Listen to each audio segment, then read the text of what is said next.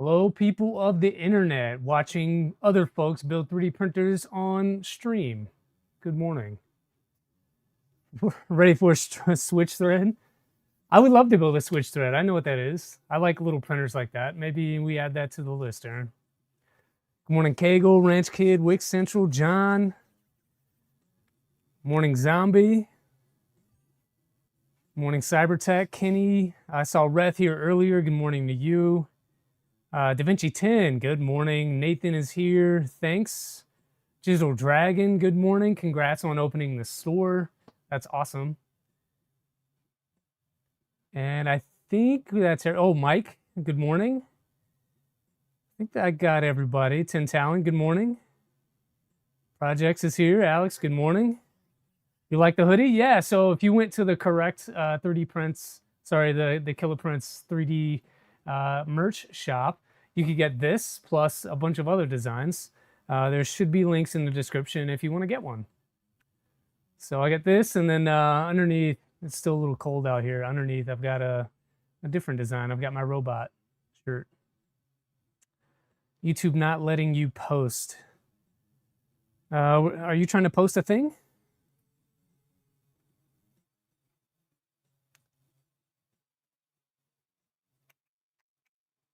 Try it now. You were not a mod, and now you are. So if you're trying to post a thing, go for it.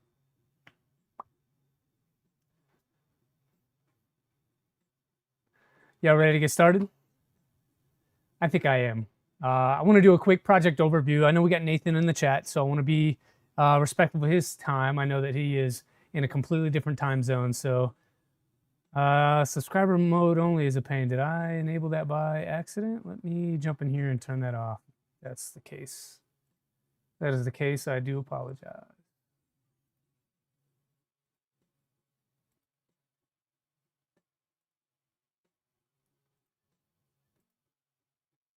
There you go. Yeah, I didn't realize that was enabled. We'll have to double check that on future things and stuff. And Mr. Vico, good morning. Yeah, there's your merch thing right there, Zombie, if you want a hoodie. There's a couple different designs out there.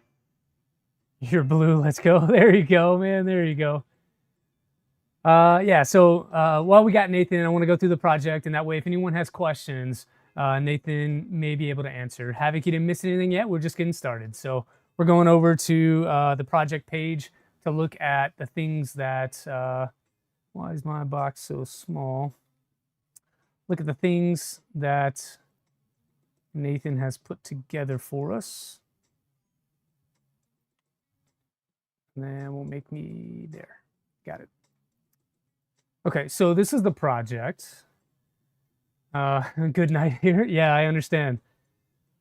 So this is the project. This is called the Legacy Fork. This is a project that Nathan put together. You can find Nathan on Printables. He's got a lot of stuff out there. Same YouTube name here, NHCHIU. You can find him over on Printables, the same page. So there's a full CAD model that you can use, which is pretty good. That's what I have basically been building off of and what we will build off of going forward. There's a lot of similarities to the Trident, so we're going to start with Trident manual and then probably use CAD later on to figure out the Gantry. It's very similar to what a Legacy would be. You just take a Legacy Gantry, add it onto a Trident frame, and then you end up with a Legacy fork. That's my understanding of it. But he does have a manual to get you through the first portion there, so we'll take a look at that. And then this is what it'll end up looking like, sort of. I can't leave well enough alone, so I'll make slight mods and changes along the way, and we'll talk through some of that as we go. Yeah, I don't plan on using a stealth burner. I'd like to use something else. So if you have ideas for things that will fit onto a stealth burner mount, I'll take those ideas.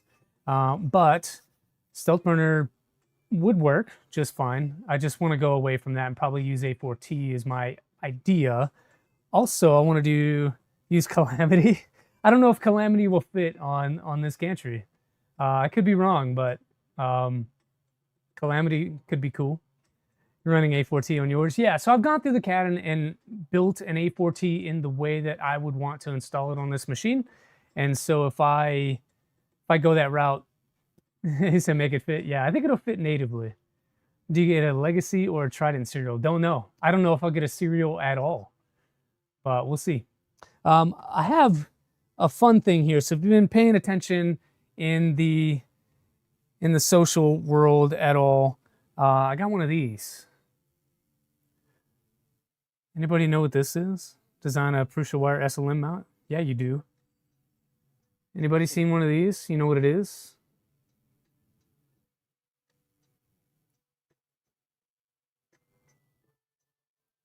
Hey, penguin makers. Looks dangerous. Yeah, it's 3 times dangerous. It is a Tricorn, yeah. So a Founders Edition Tricorn will have the pink heat sink like that. I don't know what you're gonna get if you get one of these from Fabrico or any of the other resellers. You can, but you better make it clear which serial you want. I want a legacy serial. The selling point for this is that it accepts 3 heaters.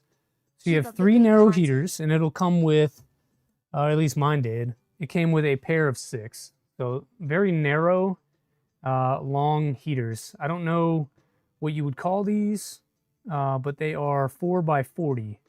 So 4 millimeters in diameter, 40 millimeters long. So I got a pair of those, and then a M3 threaded thermistor. And that'll all go inside of this. So up to, if I use all 3 heaters, I'll get up to 120 watts of melt zone. Don't think I need it. Not sure I will do it, but I can do up to 3 heaters. And the idea is that the way that this is designed, you'll have a heater on each of the 3 edges. And so you get a full surrounding of the filament path plus a very long filament path to boot. The nozzle is pretty special. I need some crazy cooling. I do. So we'll get into the plan a little bit, but the nozzle is a Basel. So those are like hen's teeth. This is a Basel nozzle that I've never used. It's a 0.5 tungsten carbide. So really high-end, hot-end, way overkill for this project, but I really want to use it in something, and we're building right now, so why not use it in this? Hey, Additive Adam, good morning. The other option, I mean, you could stick with a standard Rapido or a Dragon. The other option would be you could go tube. This one's ready to go. It's already got the heater installed and everything. Or we can play it safe and just do, you know, a Rapido. But not going to do any of that. I really want to play with the Tricorn, so I think the Tricorn is where we're going to go. I need to select my A4T parts and print those out. Kind of printing as we go through the build. And as we make decisions and design changes on what we want to do. I've already made one change, which invalidated some of the parts. And tube, nice. Which invalidated some of the parts that I was already printing, but we'll talk about that when it arrives. Some features, right? So 250 by 250 by 250. So looking at a cube printer here. And then basically, like I said, it's a 250 with a legacy gantry. You can use Stealth Burner, excuse me, or A4T, and then whatever wire management. So I don't like to run cable chains anymore anyway. And so the plan for this build will be to use a Nighthawk 36. And then it says clicky NG for Z-tilt and bed mesh. Fine, I guess. I would prefer to use a Cartographer, but that would require that I redesign some of the carriage assembly. So want to do that? We'll see. Seems like we need to have a contest. You can get the fastest time on that challenge I linked you. All in good fun. Yeah, so the challenge, I've seen it for a while. I'm also in Armchair Discord server. So I've seen it for a while. I've not played with it too much. But I don't know that this machine is built for speed like that. So we'll see. Beacon H. We could do Beacon H. I've got a Cartographer V4 as well. But I do have a couple of beacons I could use. I just don't know that the gantry, that's more of a question for Nathan. I don't think the gantry accepts a cartographer right now. I also saw, whatever one you put the tube on, I also saw a mod where you can put a tap on a legacy gantry. And for this build that's not meant to be a speed demon, tap would be a good choice as well. I just like the ease of a beacon or a cartographer. All right, not designed for everyone, modernized version of the legacy, which is exactly right. And this is kind of what we're talking about, Alex. So it's not meant to be a speed demon. We go through some specs on size and things like that. You can see it's a little bit more compact than a Trident would be as far as height. So it's shorter than a Trident, but it's the same width. And then the print area is a little bit less than what a Trident 250 would be. And that is because you're using linear rods, and just the way that the gantry is made, you're not able to get to the extreme X and Y areas. It's not meant to have an enclosure. I'm going to put an enclosure on it anyway. Yeah, you're going to get lower XLs and all that stuff. 10 rods. I hope I bought 10 rods. I think I only bought 6. Oh, that's traditional legacy. Yeah, so 6 on the fork and then 3 rails. There's a bomb in here if you want to go through that. Some other recommended mods. I've chosen a lot of these already. Pug I will do eventually. I just need to print some parts for it. And then the inverted electronics I will do, but that may change depending on the parts that arrive here in the next week or so. Panel latches, I'm probably going to do the quick release ones, but I have seen these. They're pretty decent. And then spool holder, sturdy handles, sure. And that's really it. Last changes were made in October using hex nuts instead of heat inserts to hold the Y-axis onto the XY joints. So I'm pretty sure I printed my parts after October, and so we should have the most up-to-date stuff. And that's the project. Let me download this manual.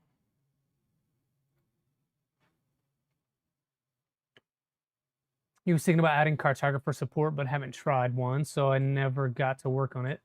Not even sure if it's possible. I think it's possible. I was playing around in CAD with the carriage, and it's close. So there's a keep out zone above. There's a keep out zone above a cartographer.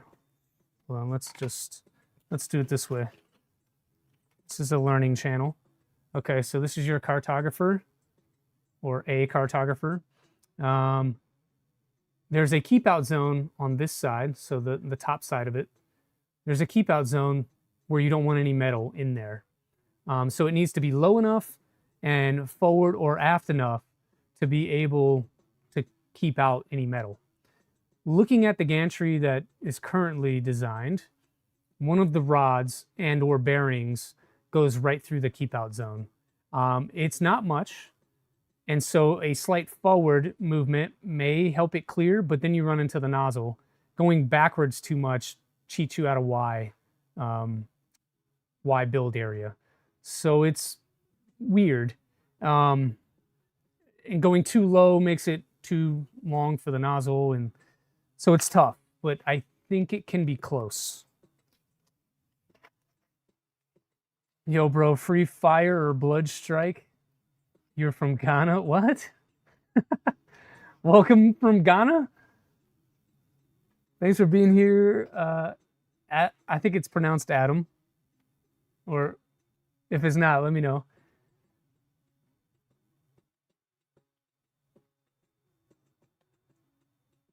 All right, let me download this manual.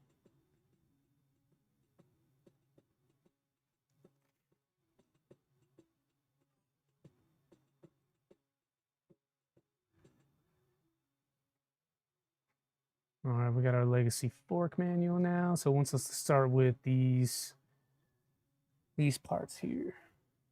Okay. I think once I get to the gantry section, I'll do that.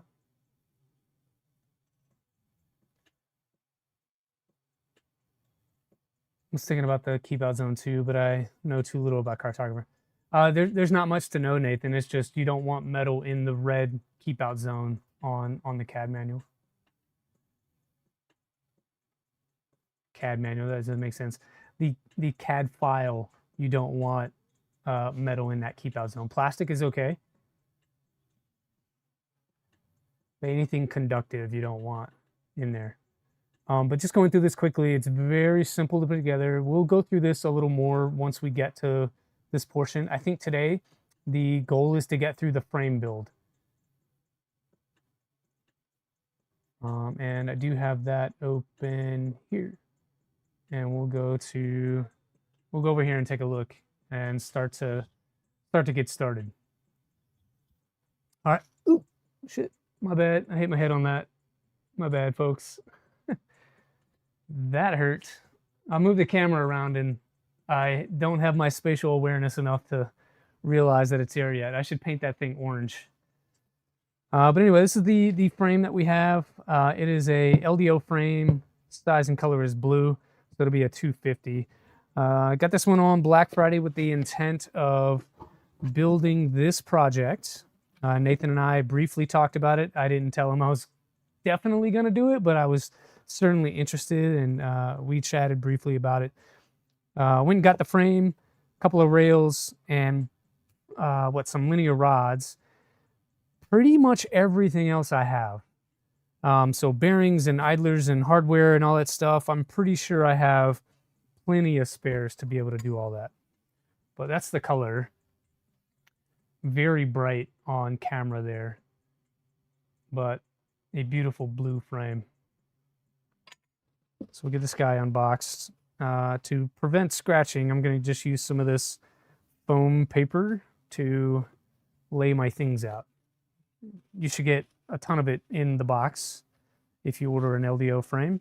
And so you can use all of this on your surface if your surface is like mine where it may scratch. Every extrusion's individually packed, which is great in shipping, less great unpacking. Luckily, it's easy enough to just kind of tear through it and pull it out. I used to go through and label each and every extrusion on a frame with a little bit of tape, just lettering which is which. Nowadays, I feel comfortable enough to read a manual and do that, but if you're just starting out, you might want to go through. It's one of the first steps in the manual. Just go through and label each extrusion so that you know what is what.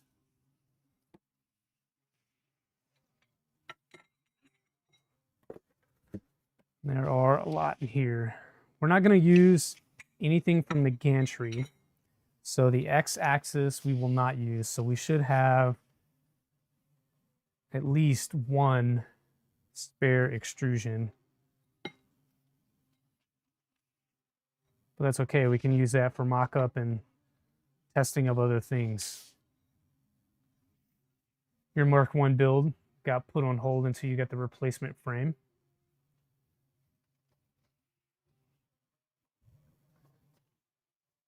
When you say replacement frame, are you talking like Nebula, or what is the replacement frame?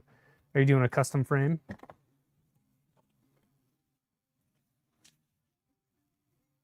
Trying to keep these little bits of stuff from going everywhere. I'm losing.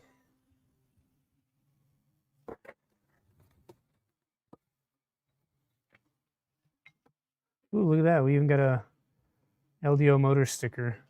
Someone was talking about stickers when we had Jason on the stream last week, finishing up the Delta Flyer.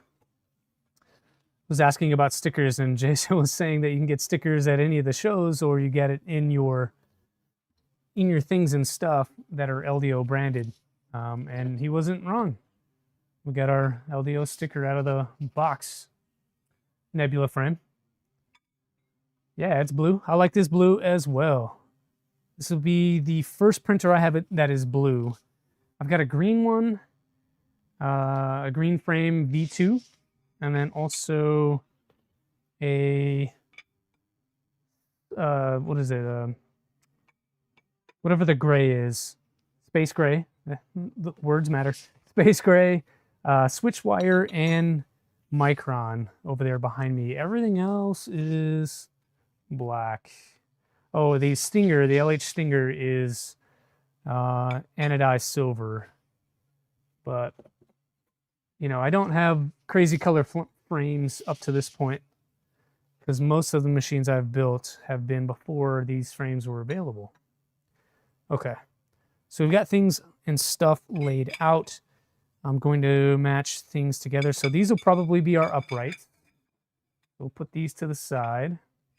These are the longest ones. They've also got the cross-drilled hole, and you should have 4 of these. Those are your verticals. The holes halfway down, or a portion of the way down, are for your Y gantry. All right, and then you'll have another one that's got a hole through the center. That's probably the rear lower section, and that's so you can keep a vertical here for your Z-axis. Put that one over there. The rest of these look pretty similar. No additional holes. Really the only difference is going to be the length. So that's where we'll start to organize, is on the length. Let me get rid of this box. You still want orange? I also want orange. I tend to stick to black because Sharpie covers. Oopsies. You're not wrong.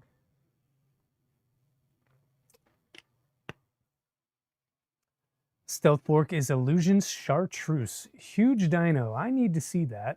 If you're in my Discord, I'd love to see a picture posted of that. All right, the first part of the manual just goes through the different tools and stuff that you need. Let me make this a little bigger here. So first part of the manual, it just goes through, again, the different tools, the different hardware, what you need, why you need it, that kind of stuff. And then you're going to get into a page where you can see an overview of what you're building for the next portion. And I hope to get to this point today. And then you'll get what's called an extrusion map, or what I call a extrusion map. You'll see that all of these C extrusions are the same. Sorry, correction. All of the A extrusions are the same. You'll have one C extrusion that has a hole through the center, right in there, and that's going to be separate. And your H and E are going to look very similar. And then depending on the size, all of these down here at the bottom, they're going to be longer, shorter, whatever. What we're looking at is made for a 250, so the things that we see, the lengths that we're talking about in this particular manual should apply to the frame that we are building because it is a 250 frame. And green. I have a green frame already. Glad you were able to get orange and purple before the purge. I know. I really want gold, orange, and purple back. If that happens, I will get one of each frame just to have. And then we'll build something later. Hey, Palm. What's up, Ranch Kid? You need to get some better lighting on the color. Doesn't like showing up when you take pictures, but you'll play around and see what you can do. Yeah, take it outside. Take it outside. One little, I guess, pro tip I like to do is I like to print this page. And so if you have an Adobe reader like this, there should be a print button somewhere. Click the print button, and then you can print to PDF. Under Pages, you want to select Current Page, and then Print, and that's going to generate its own PDF with just those extrusion pages on there. So we'll call this one Legacy Fork Extrusion Map. And once that prints, you'll be able to open it.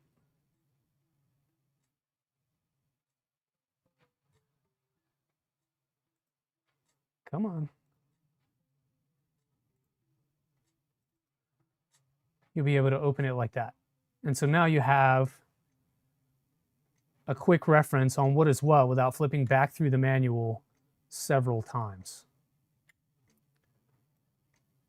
So this is why I don't label my extrusions anymore, because I will digitally print this. You can print it on paper if you want to, and then go through it. All right. Let's make this more regular size here. All right, this is our first few steps. And we'll get rid of that. And then we'll make this resize so you can see what's going on.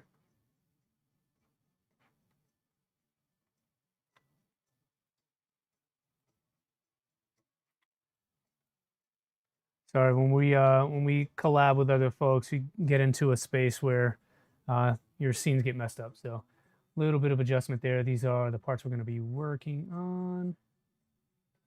Great. You're right there. Buy all the frame colors, Penguin Makers. Yeah, that's kind of what I plan to do. All right. So now that, try not to scratch these up too badly. Oh, sorry for my ears and sorry for yours. That was not meant to happen. I'm a little bit shaky this morning. I've had some caffeine, and so like as it's kicking in, it's starting to get shaky. All right, those there.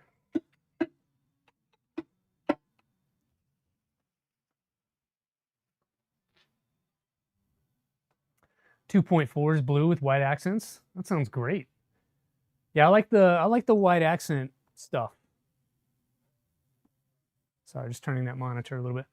Loving the frame, such a pretty color. Yeah, it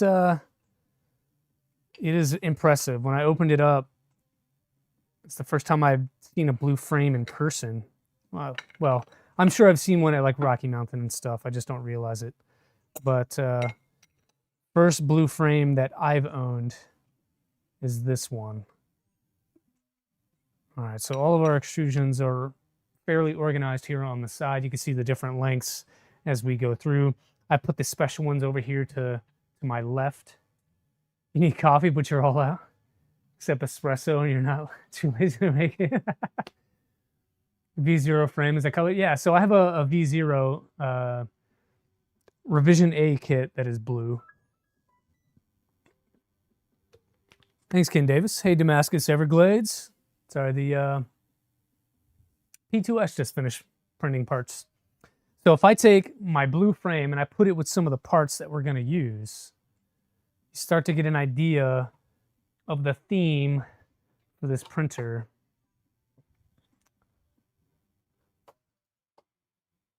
Stuff like that. Stuff like this.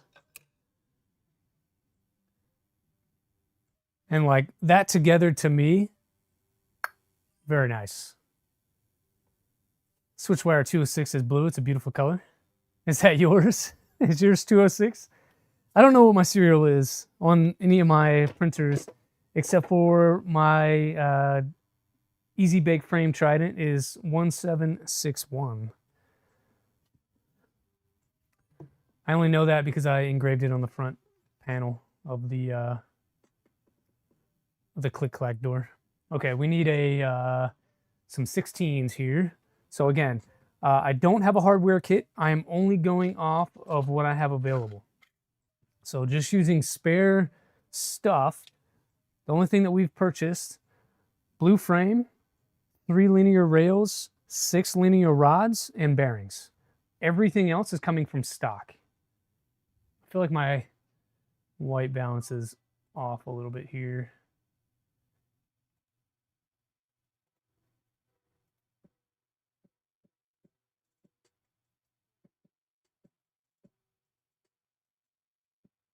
Yeah, it's one of your switch wires. You might just be switch wires biggest advocate. Awesome color combo, yeah. Alex, it is, some is ambrosia, some is not. So the pink, hold on, this is pop pink. This is decent, that's the brand name, decent ABS glass fiber. That's why it's got the rough looking sort of texture on here. This is decent ABS glass fiber. This is Pop Pink ASA from Polymaker. And the yellow that sort of looks like orange is Polymaker Neon Yellow ABS. Yes, ABS. So ABS, ASA, ABS glass fiber. Good morning, Steve. Just getting started, buddy. You're here right on time. Looking forward to your stealth changer kickoff here in a second. Couple of hours. I'm going to overlap you a little bit, but I will be there late. My goal is to get the frame together and then see how we go.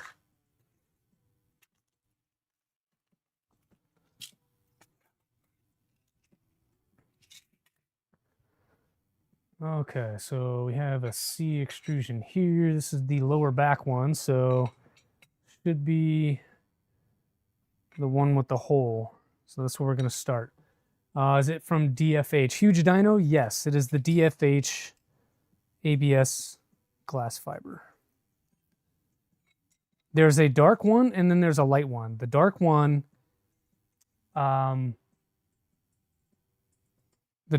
is the one that I used. The light one is called Taro Purple, and it's much lighter. So that can't be the right extrusion because it's not tapped. This extrusion will be used throughout the manual to mark the lower back of the printer. See extrusion. But I have no tapped holes in the end of this, so that can't be the correct one. Let's see what is similar. Any of these? No.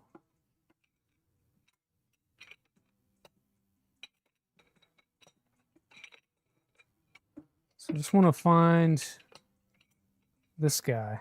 So this is our actual C extrusion. This one is not. This is the bed extrusion. I know that because the end of it is not tapped.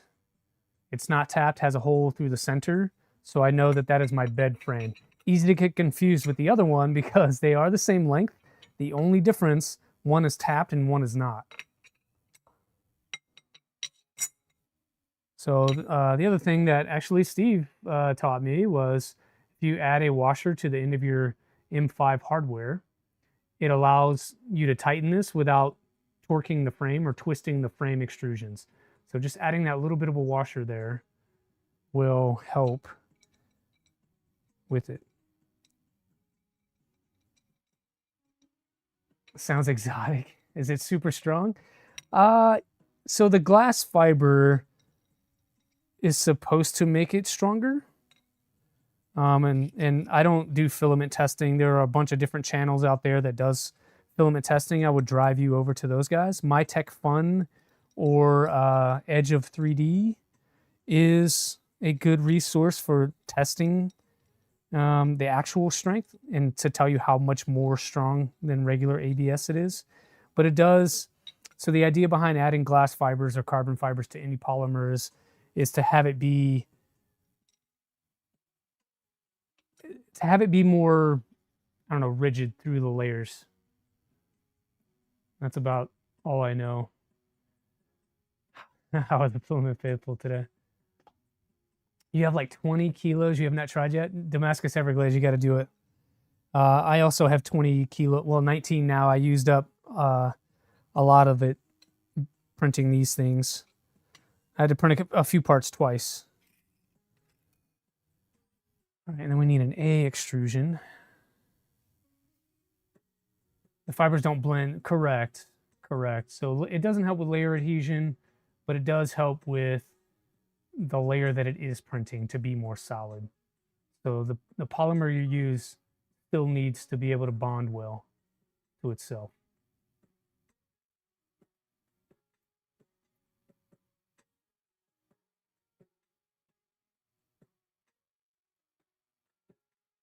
Yeah, reduce warping and shrinkage, yep.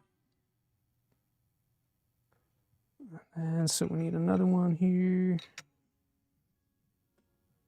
Nice surface texture. Yeah, it almost gives a fuzzy skin appearance without using fuzzy skin. So none of the extra time required to do fuzzy skin, but the same benefit as far as the appearance of it.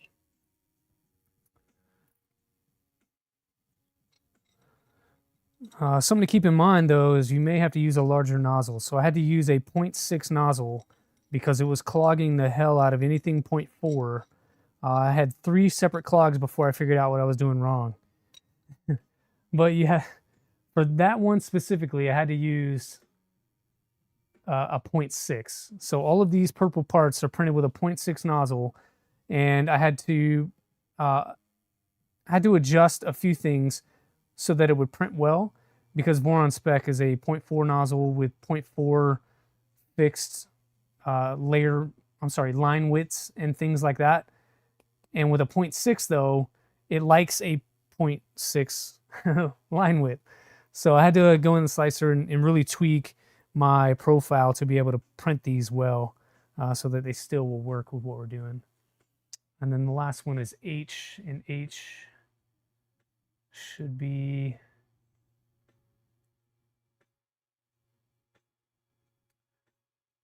what? So the same as an E. I'm gonna guess that it is this guy.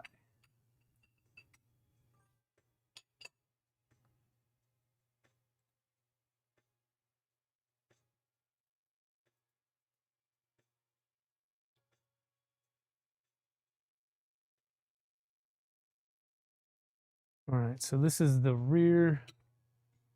This is our B extrusion. What? That doesn't even make sense. C-A-H. The extrusions are going to be used in this section. Prepare them as shown above. I guess that we are preparing all of them. Yep, let's prepare all of them. It's been a while since I've built a Trident. So I'm trying to remember, but then also follow the manual. So it looks like we're preparing all of our A extrusions. Yep, Penguin Maker says yep. Yeah, I haven't built a Trident for about a year. And the last time I built one, I was not streaming, and I was following a CAD model because it's an easy bake frame. It's not a standard Trident frame. So the last time I built an actual, no kidding, 2020 Trident was in 3 years ago, 4 years ago. But it's good to be coming home. It's good to come back to where I started. My first Voron build was a Trident 350.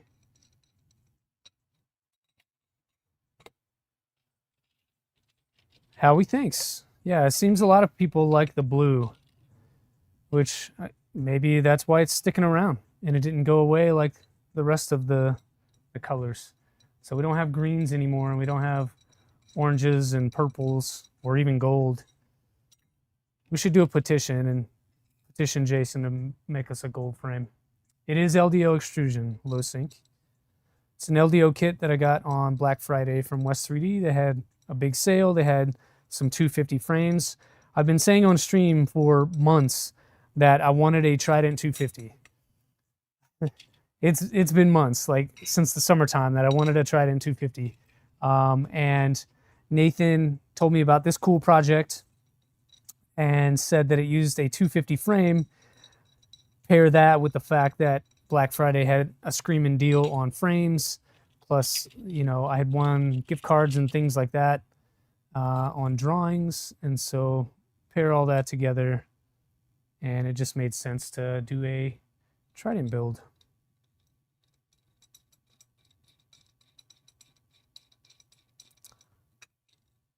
I will mention one thing about this new merch. I'm getting hot. This is much warmer of a hoodie than I expected it to be. It's pretty warm right now. I may open the garage and let some of the heat out.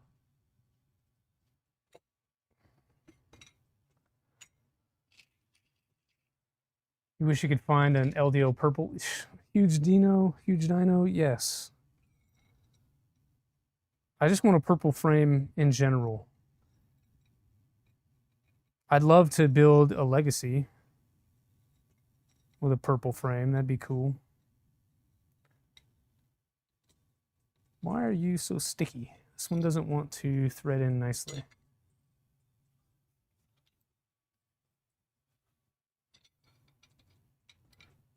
It's a little bit sticky trying to get through there. I tend to leave maybe, I don't know, 5 to 6 millimeters sticking out, maybe a little more. If it sticks out too far, you have too much skew in the frame as you're trying to put it together square. And I've got these cool 2020 CNC square block things, and also a mini square, but also large clamping squares to make sure that we get a really solid, nice frame. Okay, so that should be all the A extrusions. Our C extrusion, the last one that we needed was the H, and that would be this guy. There are no holes in there, so not that guy. This one's got one hole that looks like an H.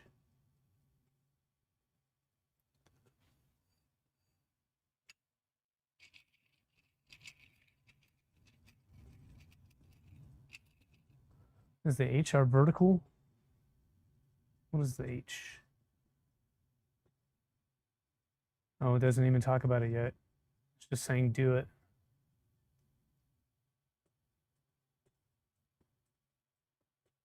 Okay. We'll just do it then. We'll do it and put it to the side. Damascus Everglades tracking. That's kind of why I mentioned it. I need to get in there and just do one. If anyone wants to donate to the Voron Legacy Fund, hit me up. Super chat away.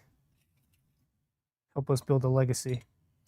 Okay, looks like C extrusion is the rear. So this is the one that I will label. I'm just going to add a bit of tape to the back of this, right next to the hole, so that I have a quick visual on putting this thing together. It also make me remember to tighten that. I have forgotten to tighten this from below after I got the frame all together, and then I was getting some really weird Z issues. And so I went back and checked all the frame stuff, checked all the rails and make sure everything was tight. The last one I checked was this one, and I had forgotten to tighten it from the bottom. Rookie mistake. Legacy, yeah, so yeah, that's the last one we need, projects. I've got a switch wire, a V2, a Trident, a V0, and yeah, I just need a legacy, and then we'll be complete. I think I mentioned that at Vice last year, Vice in 2024, that I just needed a legacy. All right, so the hole is here. This is an A. That should go thusly. And then we need a B extrusion, which is one of our giant ones with the hole here. So you see that hole part way down. That's your B. This should be up. And we're just going to make sure that it faces up and forward. So you want to be able to go through here with your, what's it called? With your hardware. So you got to be able to get a tool through there to tighten down your Y extrusions. If you got it sideways, you're going to have to disassemble your frame because you're not going to be able to access the hole. All right, so hole up and forward. If you've added washers to the end of your M5 hardware like I did, make sure that those are pushed out so that you engage those in the extrusions. And they're not caught between the extrusion and the lower. So they should be inside of the rail here. I'm just going to snug this one down a touch. Hey, Howie, thanks, man. Look at you supporting the builds. Thanks for the 20 bucks. It's going directly back into the project to make sure that we can do a legacy build. Thank you, sir. Okay, same thing here. Washer inside of the extrusion slot, not between the extrusions. And then as I turn this around, try and make some room in here. 1.8 time? No, I don't plan to go backwards and build a 1.8. I mean, if anything, this is kind of backwards because we're doing a legacy frame. Oh, sorry, a legacy gantry on a Trident frame. And then you could put these in here and tighten these down So we get that in there and get it all square. Press down, and then we'll put a little torque on here. And then same on this side.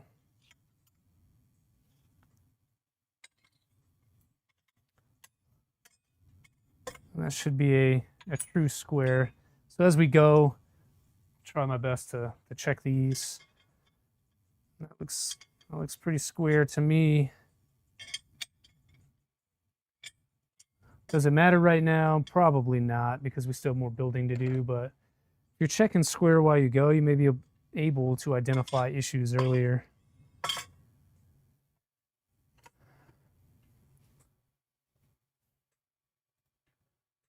And Doron. Oh, I have a Doron Delta, not a Phoenix. Also not doing a Cascade. Phoenix is way too big. I don't need a 400-pound printer with nowhere to put it. Like, I'm trying to get rid of a rat rig frame right now, and it's so big. It's a 400. It's so big, basically nobody has even been interested.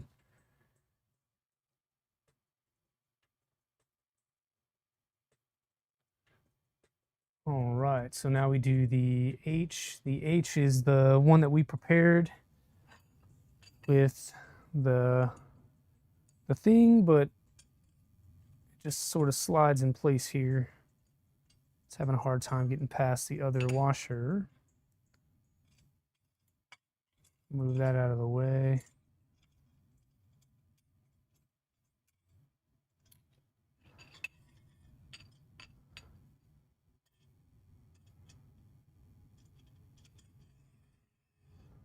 Get that in towards where we want to go. I'm going to tip this back and just sort of loosely tighten this down.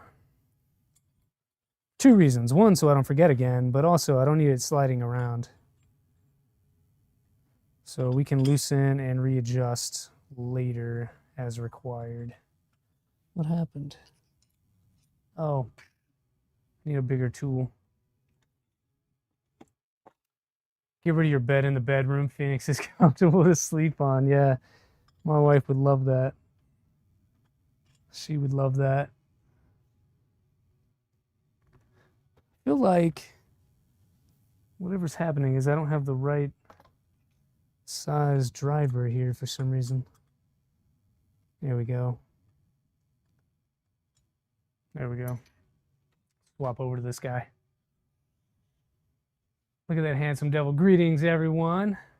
Hello, Dan, MakerMind Nexus. Thanks for stopping by. What are you trying to part with? Sorry, half listening. Trying to part with a Rat Rig 400. Not built, new in box. Frame, enclosure panels, enclosure upgrade, bed, hardware, no electronics. That's what I'm trying to offload. You think 350 is as big as you're going to build? I agree. So I have a 350 Trident, and it's huge. Just in the garage, I'm messing around with some things and lurking. Yeah, I appreciate it, Dan. I do the same. Try to catch your stream when I can. And I do the same. I'm out here building. I was out here a lot Friday and Saturday building a different project, not this one, but building a different project, printing parts here and there, trying to go through and prepare for today, but mostly just working on a different build. All right, so that's that way. We're going to do more A's and B's. So I've got another A extrusion here. Again, let's pull those washers to the outside. Got another B extrusion. Remember, hole forward and up. Capture that washer inside the slot. And then give her a tighten. Sounds out of your price range, but you want one? Well, it might be in your price range. Take a look at the ad on my Discord and then let me know. We can talk about it. Especially for a buddy. Maybe we can do stuff.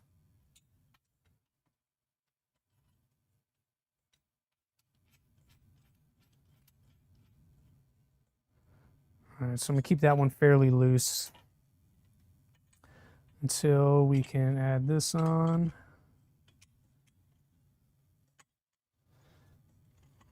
Come on, baby. So not loose enough. Take this one out a little. You said you agree. You agree with what? What part do you agree with?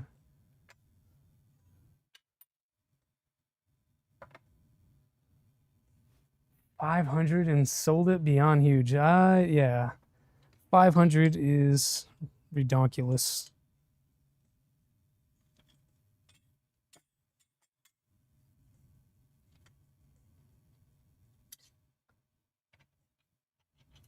$500 is a lot.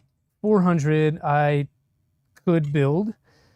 It is slightly bigger than a 350. I just don't have room for anything like that. I don't have room for another 350. This 250, the reason we're doing this one is because just the space is at a premium now.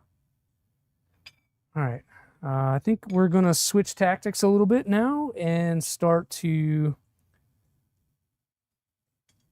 do things a little bit differently, and we will square after we get things together. So that's that.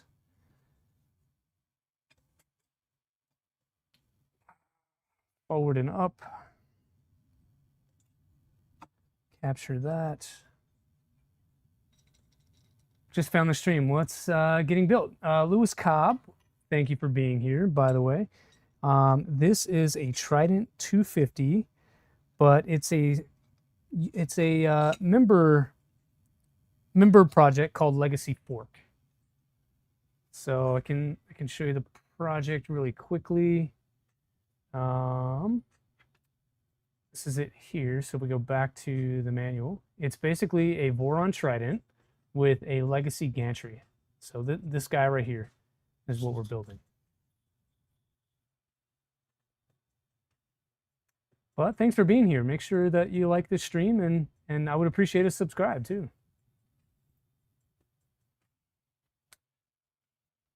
You don't know space. My shed is only 10 by 16.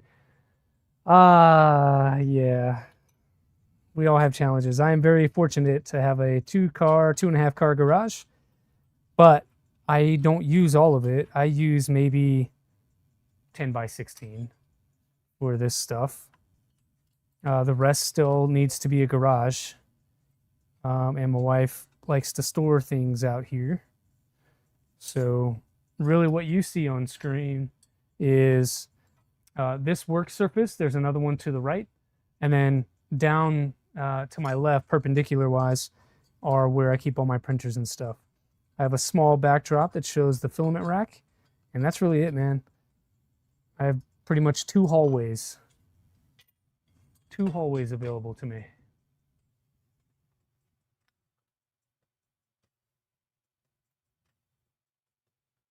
Who else is drinking tea right now? Nobody. No one is drinking tea right now.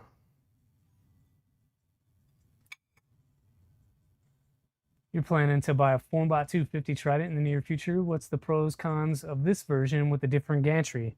Ooh, pro. Simpler, a little bit cheaper to build if you're just building from scratch, because instead of linear rails, you're using linear rods. Those tend to be cheaper to source, and bearings as well. So you're gonna save a little bit of cost, assuming that you already have a frame and things like that. If you're buying a kit, that's probably the best you're gonna be able to do. A kit is very affordable, especially from some of the bigger manufacturers. But if you just have a frame kicking around, a bunch of extra hardware like I do, and you just want to build something, getting a couple of linear rods is pretty simple and cheap instead of getting a whole kit. The cons: this is not going to be as fast or as able to capture high accelerations as maybe a full linear rail 3D printer. So you're going to trade off some speed and acceleration for ease of building and just the uniqueness of doing something like this. Otherwise, it is through and through the same as a Trident. There are not very many other pros cons. I guess another pro / con might be that you cannot use cable chains. So if you plan to use cable chains on your build, not going to work out well for this because the gantry doesn't support it. So you're forced into using a USB or CAN bus network on your tool head. You're also going to be locked into only Stealth Burner style or A4T style tool heads. So anything that uses a linear rail mount, you're not going to be able to use that tool head. Unless you want to design your own parts. Hot leaf juice, no mint. Oh, no Mountain Dew, yes. Green tea with pomegranate. Ooh. Drinking tea made with coffee beans. I love it. Detoxing the dew. Yeah, I'm not a tea guy. I'm not really a coffee guy either, all that much. Neither one of those. I'll have some coffee sparingly. Rarely do I drink tea. Not against tea. I just don't drink a lot of it. This thing keeps resizing on me. I don't know why. I'm about to get a different program. Lubao Black Jasmine Tea. Very good. Okay, I'll take your word for it. All right, so now we're going to use the E extrusion, which is this guy, and use it to cover it in tape, use it as a spacer. Apply a single layer of tape to prevent scratches. If you're not confident, print the included spacer instead. I didn't print that. If you're building a 250, use the 330 extrusion as a spacer. Let's make sure this is 330.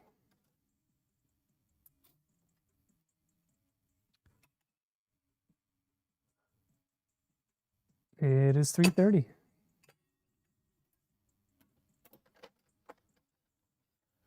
Not as bad as you think.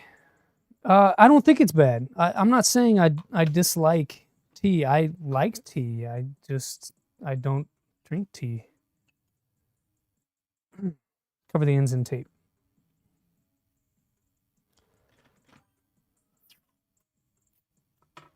So single layer of tape right here on the end of the extrusion to help prevent scratches. Wrap that around. Make sure it sticks, and we'll do both ends. I like the orange tape because it stands out, especially on the blue. You could have a bit of blue tape on here and not see it pretty easily. So yeah, I like the orange one. Your son got you some loose varieties for Christmas. Nice. Yeah, I got, my daughter's got me a stool for out here, like a shop chair with wheels on the bottom, like a spinning chair, because I'm out here standing for hours at a time, and they're like, "Dad, don't you ever want to sit down?" I'm like, "I don't have a chair." And so I was using like a 5-gallon bucket, and then I put a med ball inside, like into the bucket. It doesn't go all the way in, so it sticks out, right? And that was what I was using as a chair when I wanted to sit. And they didn't like that one. Akuno, hello, Kilo that Prince. Hello to you as well. Hey GPs. This is not a stock Trident, GPs. That I am not that channel. I very rarely do anything stock. So this is going to be a legacy fork. There's a link in the description if you want to see what that looks like, but it's going to be a legacy fork. It's got a legacy gantry on a Trident frame. Okay, so using the 330 extrusion as a spacer, insert the Y rail and secure it using the access hole in the uprights. Make sure the extrusions sit at 90-degree angle and are free of any rotation or twist. The outside of the extrusion should be flush. Okay, so the way that I like to do this is let's make some room here. Tool, that's our tool for now. I like to lay it on its side. So we'll lay it this way. And then from here, we'll be able to use our flat surface to make sure that it doesn't rotate. Let's make sure those washers are where they should be. Okay. So feed those in. So this is a instance of these are sticking out too much. It doesn't allow it to go in. So we'll put that in just a little bit more.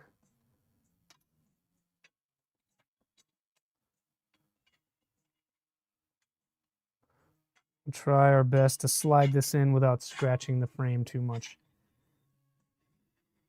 That hardware should be sticking out enough to prevent the rail from touching on the vertical. I'm sorry, this extrusion from touching on the vertical extrusion.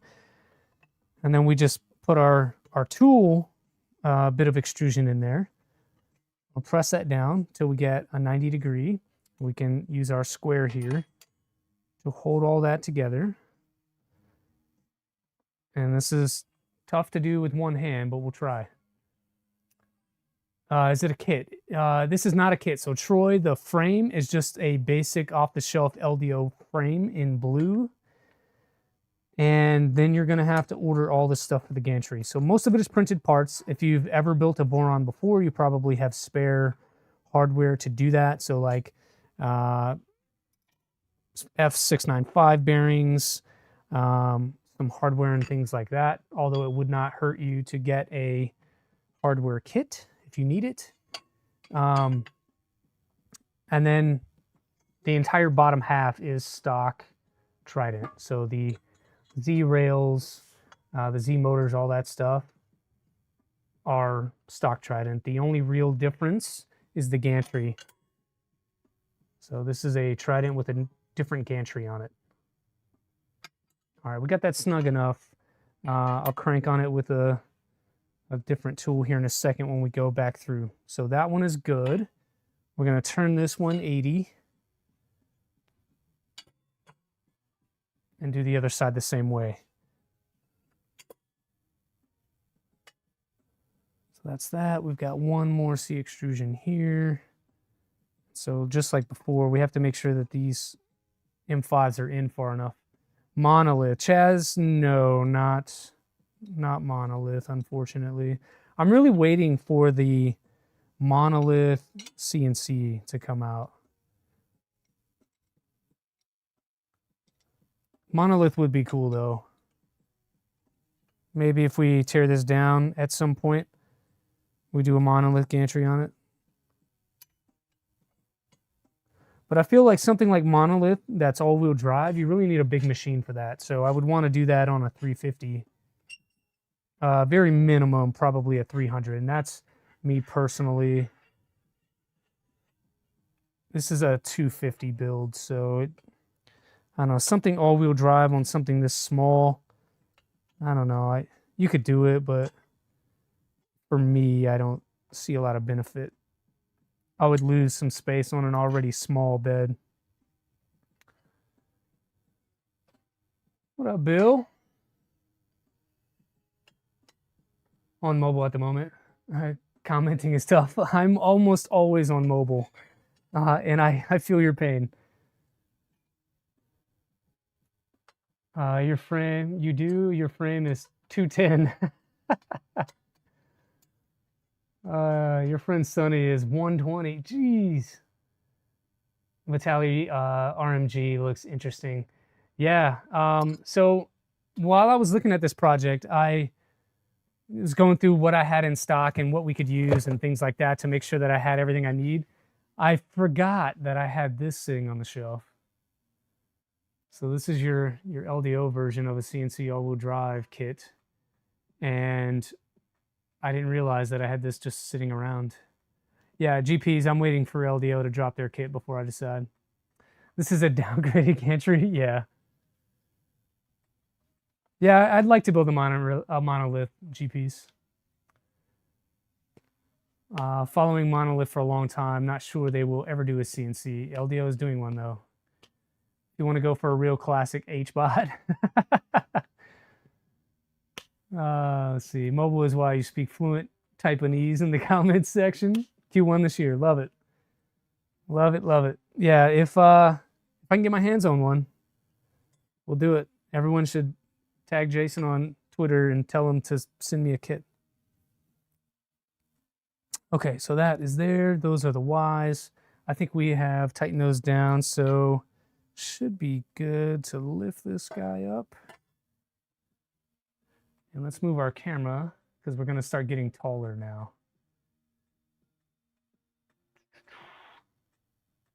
Rinse and repeat, did that already. So we're doing the A extrusions across the top.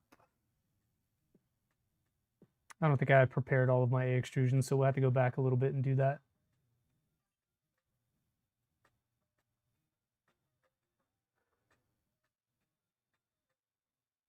Hi, Elcano. Yeah, it's cool to see you guys here. I know the names on Discord, and I see the projects that you guys are working on, and it's super exciting to see what you guys do because you're a little bit crazy, and I love it. Absolutely love it. All right, let's move this camera. I'm gonna go up and to the left so that we can see what's going on. Yeah, it's gonna be a little bit tight of a shot, but that's just where the camera's gonna be for now. Because we're doing the top extrusions, I'm gonna flip this guy upside down. And then as I do that, I realize that I moved the camera for no reason.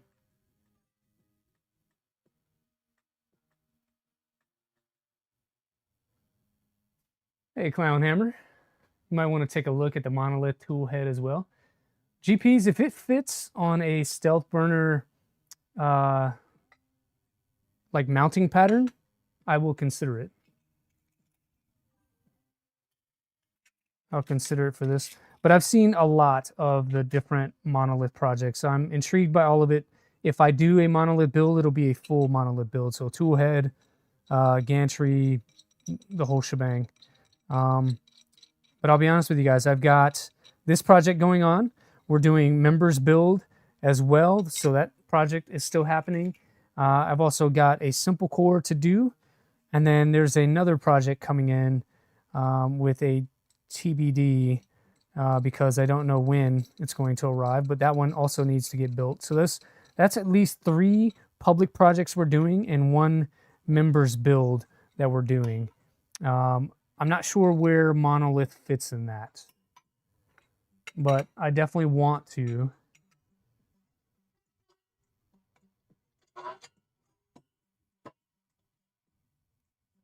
So I'm doing this one upside down just so that we can keep things square. Come on, baby. Oh, the hardware is like sticking out too far. So that's what I was saying, like 5 or 6 millimeters is all you really want sticking out on this. Or you're going to be like me and your extrusions don't want to seat themselves.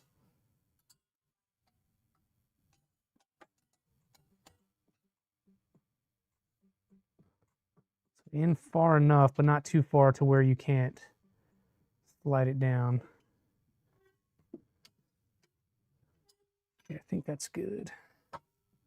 This one at the back still doesn't want to go down. Oh, it's that stupid washer. There we go. There we go. All right. So that is flat.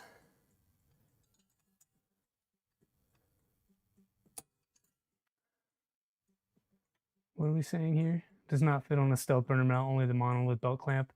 Yeah. Well, that'll have to be for another project then, Chaz. But I'm down for it. Am I doing simple core? Yes. Yeah, so I'm doing simple core, honestly, because of you. Yep, I saw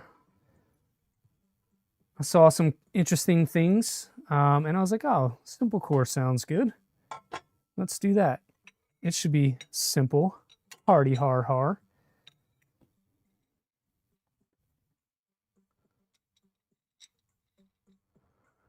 Yeah, but I have a simple core frame already that I got from Funsor on pre-order. So when they first launched that, I picked up the frame kit. And so that's here. I've got parts printed. I'm sure I have spare things and stuff in enough quantity to build one.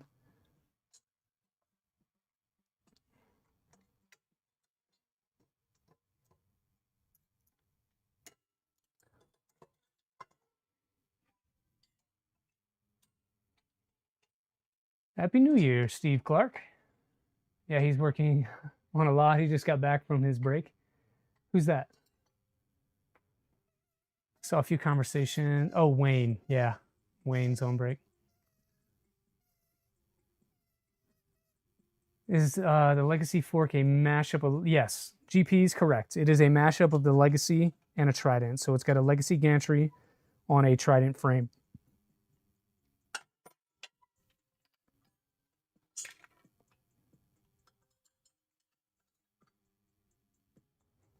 You got your Funsor frame, bit scuffed up, but it looks all right. I haven't even unboxed mine. Mine is up here on the spares part shelf, still wrapped.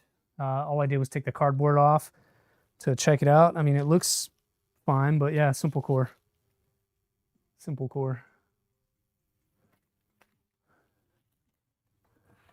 Yeah, there's a lot of questions today about this project. Give me 1 second, guys. I'm gonna open the garage. It is really hot in here under these lights.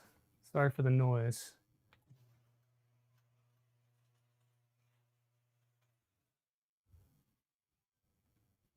Yeah, I had to turn the heat off and it's still warm. Hoodie's doing a great job.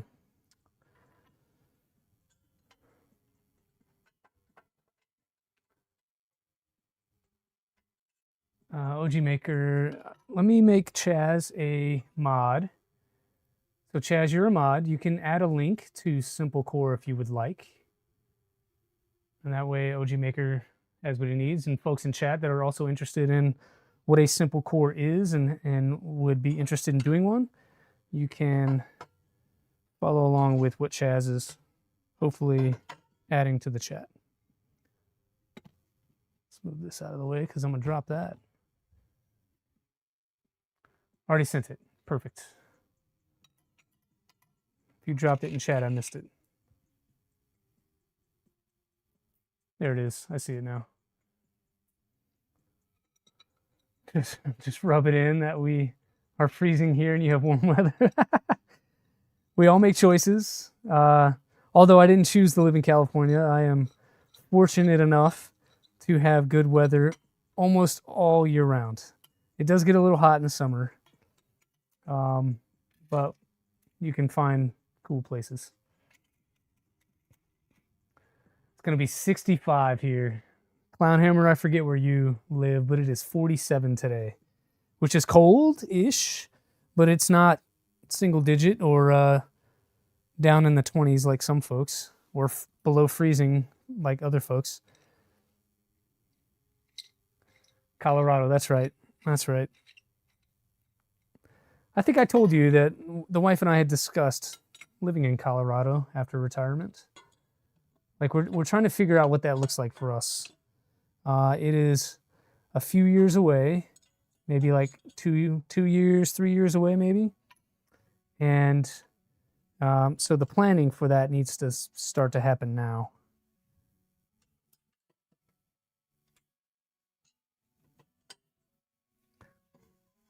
And so the talk about where we go, when we go, what do we do there, like that, those conversations are happening now.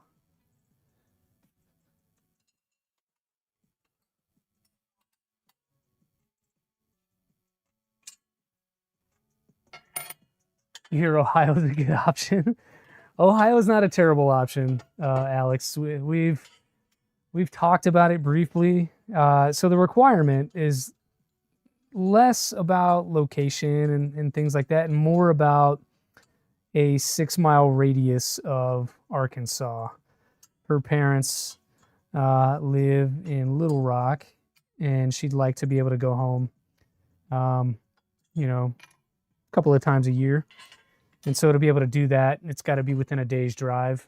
And so that eliminates, you know, Alaska, where I would want to go, and eliminates, you know, Florida and things like that as well, or Maine or New Hampshire. I'd really like to live in New Hampshire, if I'm honest. It's warm here at 31.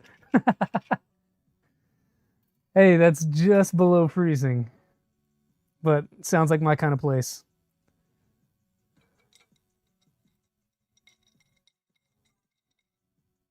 Cow pies, you're everywhere.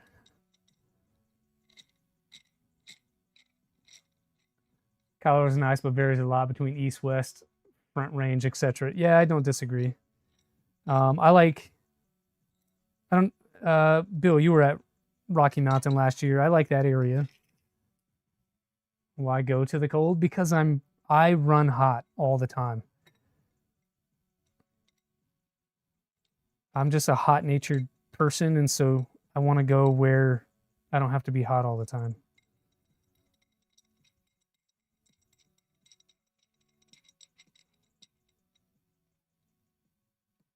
I'm trying to remember to put these, so there's a seam down the center of this extrusion that you can kind of barely see in there. I'm trying to remember to put that down so it's not as visible. Does it matter? No, you assemble yours how you want, but little details like that are things that catch my eye.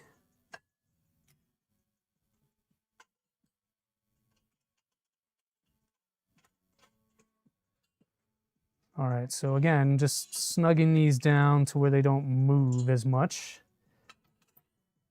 Make sure we're square. Today's at sweltering 36. Want to go save place warm and on the Gulf Coast. Well, yeah. I'll be honest, I don't like the Gulf Coast. It's way too humid. It's way too just, I don't know. I definitely like the West Coast. East Coast is fine as well, but it's just, I don't know. I've got a little bit of rock that I can see in that. And so this is where we go back around and make sure things are where they're supposed to be. So we didn't tighten everything down, so we'll loosen little by little until we eliminate the rock in the extrusions here. Try to tighten these down. Let me get a different tool.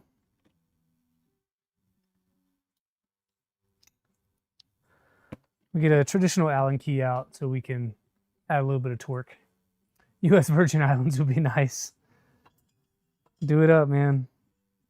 I've lived on a tropical island. It's not all it's cracked up to be.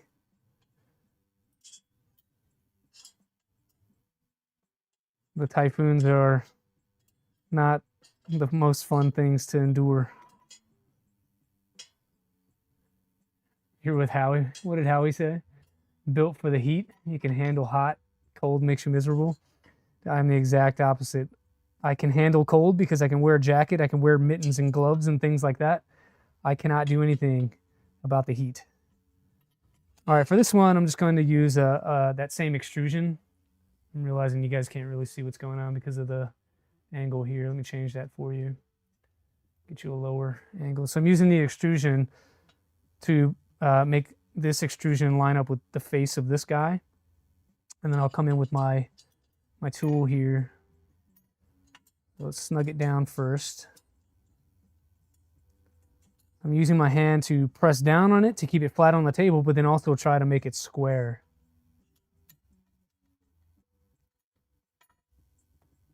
So we'll get that tight, and then we'll come in with this tool. That way we can put a little bit of leverage on that bolt head as we get it seated. Come on.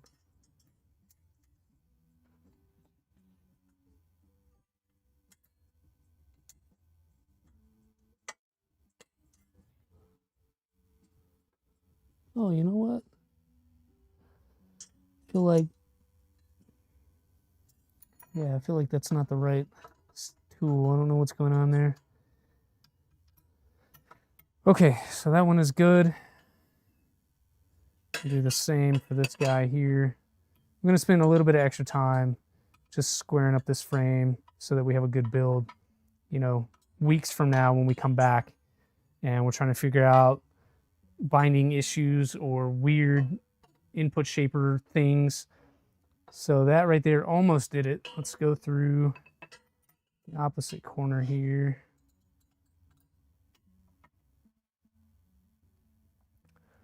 You put a transfer request for St. Thomas. The waiting list is longer than you have left working years.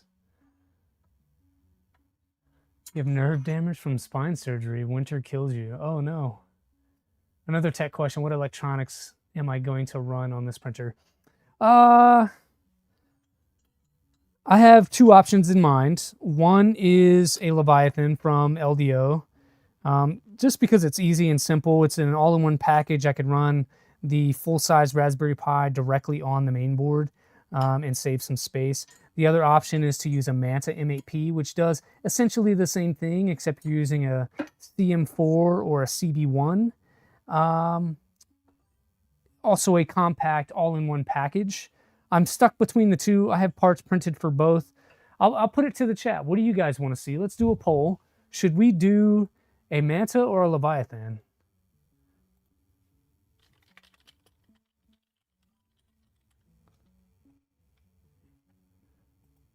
Let's see. Make sure we spell it right.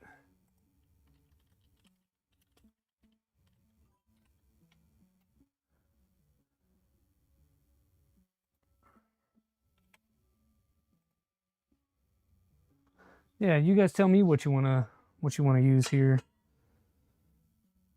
I don't know exactly what I want to do. This is definitely a plan for today, and then next week we plan during the week. So this is a plan as you go type thing. Don't recommend it unless you have a lot of different things in stock and you have options in stock, because there's some lead time with ordering parts, but that could also be because of where you live, right? So I live in a place where a lot of times the shipping is not the fastest. And so I have to, if I'm going to order anything, I need to do it like Sunday and hope that it arrives by Saturday. What is going on?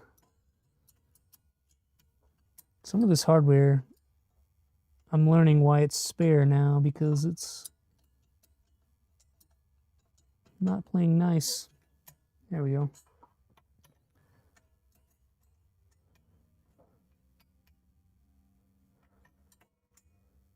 Do I make printers? I'm making this one. Leviathan is too new for a legacy. Leviathan sounds more exotic. It does. I mean, it's definitely a marketing tool to have a cool name on whatever you do. Oh, is that one like stripped out? I hope not. That would suck. I didn't just strip it either. It means it was stripped when I pulled it out of the cage.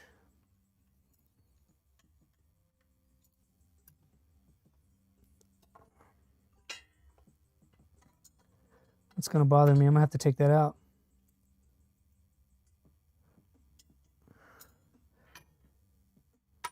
Yeah, I think we're gonna have to undo that one. I mean, we didn't just strip it either. That one must have been done before, because I cannot tighten or loosen it. Well, that'll be a problem for another day, I suppose. Otherwise, it is square. Getting no rock out of that. Let's try this bottom side.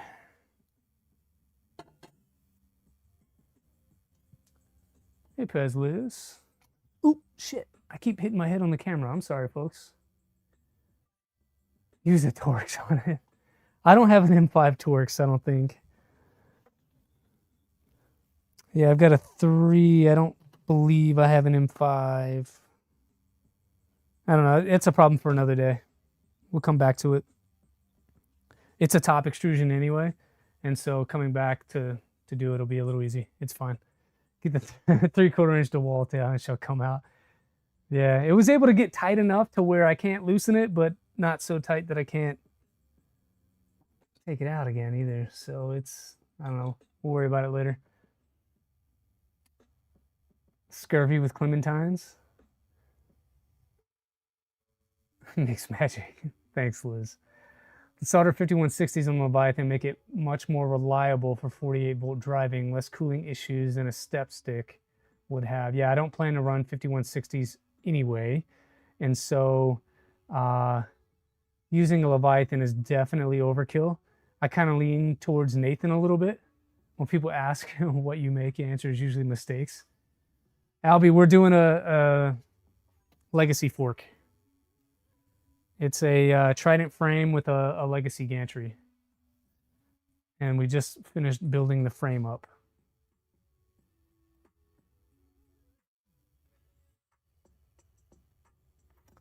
So it says go through, check for squareness. We'll do that really quickly. Good. Good. Good. Good. Good. Good. Good. Good. Yeah, so pretty square. Overkill is good. It's just unplanned future proof. Come on. You'll allow it since it's got some Trident.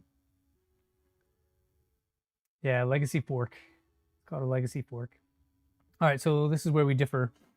Coming into the next portion of the manual for the Trident, it wants us to do the AB drive stuff.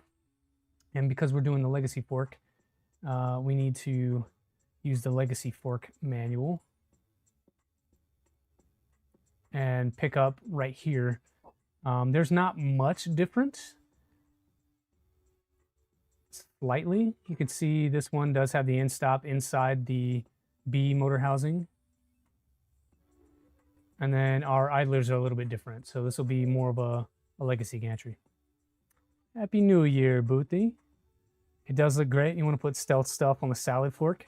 Same. Behind me, salad fork, stealth fork stuff.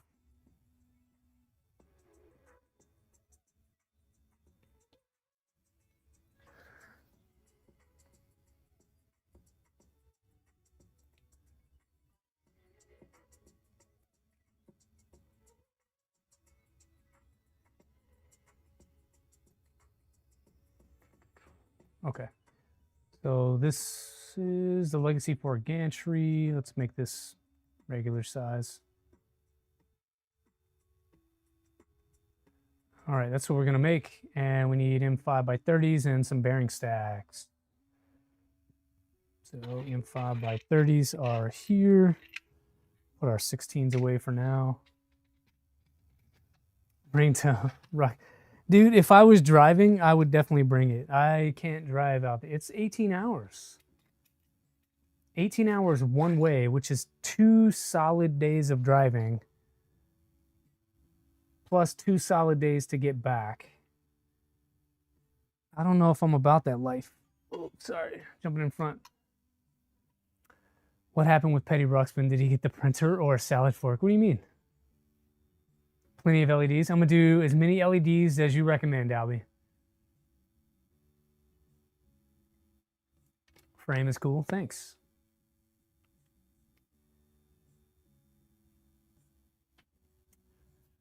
All right, OG Maker, see ya.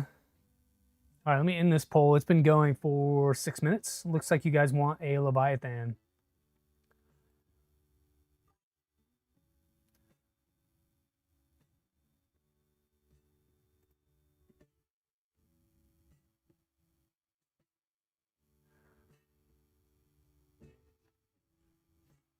We could talk offline. Okay, we'll do so. Yeah, reach out to me. 64% want a Leviathan. Okay. We were wondering if his wife got him an actual fork or the printer. Yeah, about LEDs. I got you. Somebody shared with me the LEDs that they use, and I quite like it. But first, let's get back to this. So that's that. Let me grab the parts. I've got a box of things here. I thought we were going to do linear rails next, but I suppose not. So those are our feet there, pretty bright. Albie, one thing I want to do is UV LEDs. So this is our, so I told you we're planning for A4T. So that's the tool head for A4T. This is the upper, that's the other upper, and then lowers, we printed in pink. For idlers, same deal, lowers are in pink. So that guy, that should probably be yellow. I'll have to reprint. And then that one as well. And then the upper portion of the idler is purple. So that guy and that guy.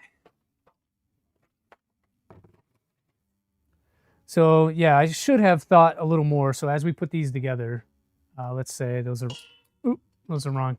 So let's say these go together like so, right? And then you have this idler piece that goes in between. I feel like that should be yellow. So I'm gonna have to reprint 2 idlers. Amazing colors, thanks GPs.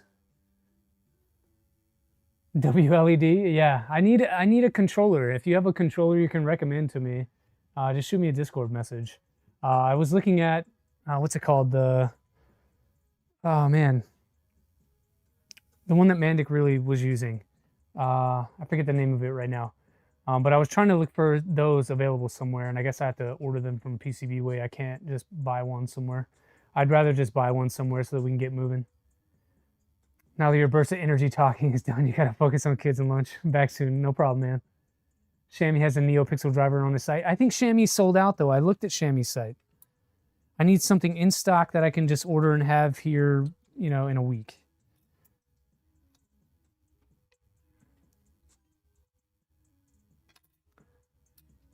At least it's WFH day. Oh, work from home day. Got it. All right, so we need first this upper portion, which means I'll need another one. This guy. All right, so this is the A idler. So this, take our screw, the M5 by 30. It's gonna go through. I'll tell you what, let's use these black ones. I think these are gonna be visible. So we'll do black. Wonder if Fabrico has one of his. Not that I've seen. Clownhammer, I was looking for some stuff. It seems like all of that kind of stuff is out of stock right now, and I don't know why. So that, and then we do an idler. So I need this to be yellow. That's really bothering me. And then we do bearing stacks on top. I've got really fancy blue bearings down here, I believe.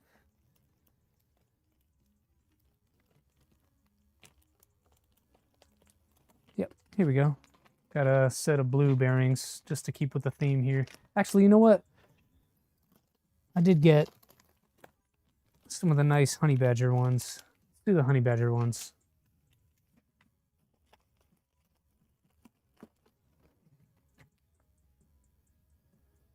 You won a Shammy gift card yesterday at the VOC giveaway. You need the outfit. Nice, Joe. Yeah, I think I got something there too. I forget what it was. I forget what I ended up taking home. It'll come to me later. Fabrico has it. Thanks, man. I'll jump over there after stream and see if I can get it at Fabrico. I haven't gotten anything from those guys in at least 5 days. Let me find some washers. Sorry, shims. I need shims.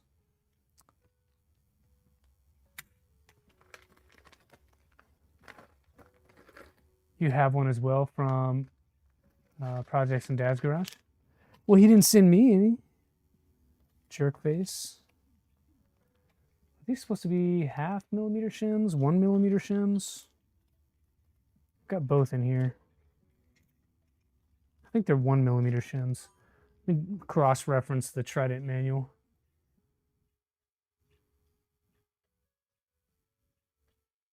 I may have to do a heat sit or two. 1mm shims. Thanks, Nathan.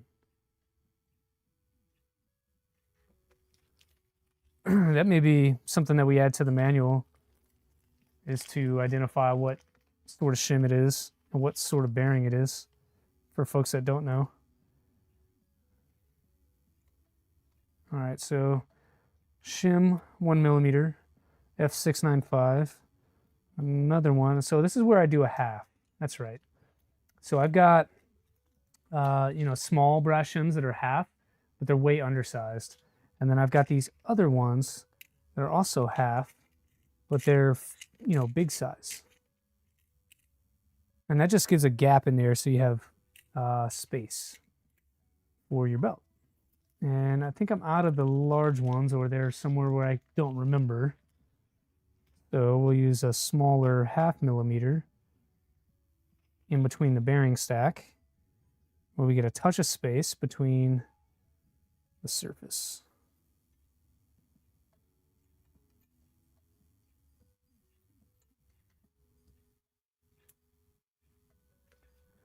Those LEDs are sick.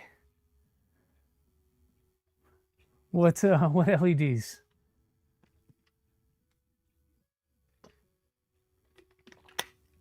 I missed it. I didn't see what Captain Kern posted. So that, and then we do the other one at the bottom. What am I doing here? All right, so I've got this stack, cross-referencing this with the manual, and then it looks like I take this thing and it goes on again. Oh, there should be one with threads in it, is what I'm seeing. Chem Kern, 1 member, 1 month. Line the interior of the extrusion with flat, ultra programmable, thin LED neon flex strips. Nobody, what?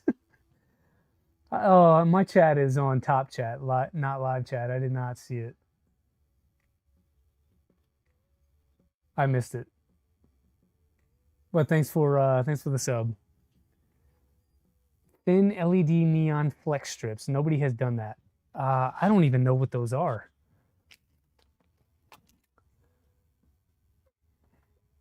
Drop me a link for it. I'll consider it. I like to have fun and do weird things. And then we could WLED the frame. There's got to be extra parts. Okay, yeah, here we go. So these are purple. And I did print these, at least one of them.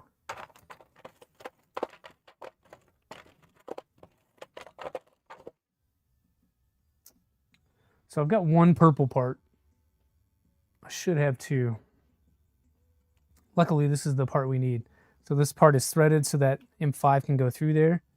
And if this is the orientation it goes, I need to reprint everything because I want purple on the top and pink on the bottom to keep with the AB motors. And I did not pay attention to which was which while we were putting this together. DM me a link. Yeah, thanks. Top chat is someone. Yes, and it defaults to top chat too. Like it doesn't even, it doesn't stay where you put it. All right, so we got that kind of started. I'm gonna get that M3 by 30 in there while I have a chance.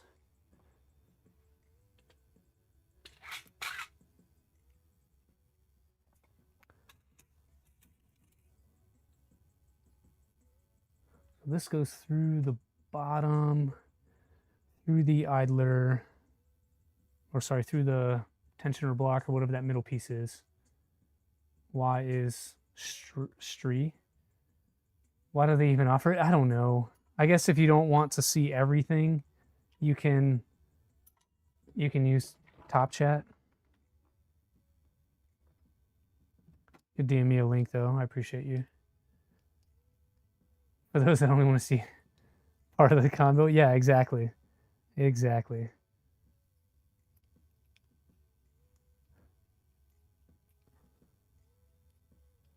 Why Streamlab posting about a giveaway that I don't know. So like I've tried to fix that, John, so much that it still continues to do that to me. I don't know why it's happening.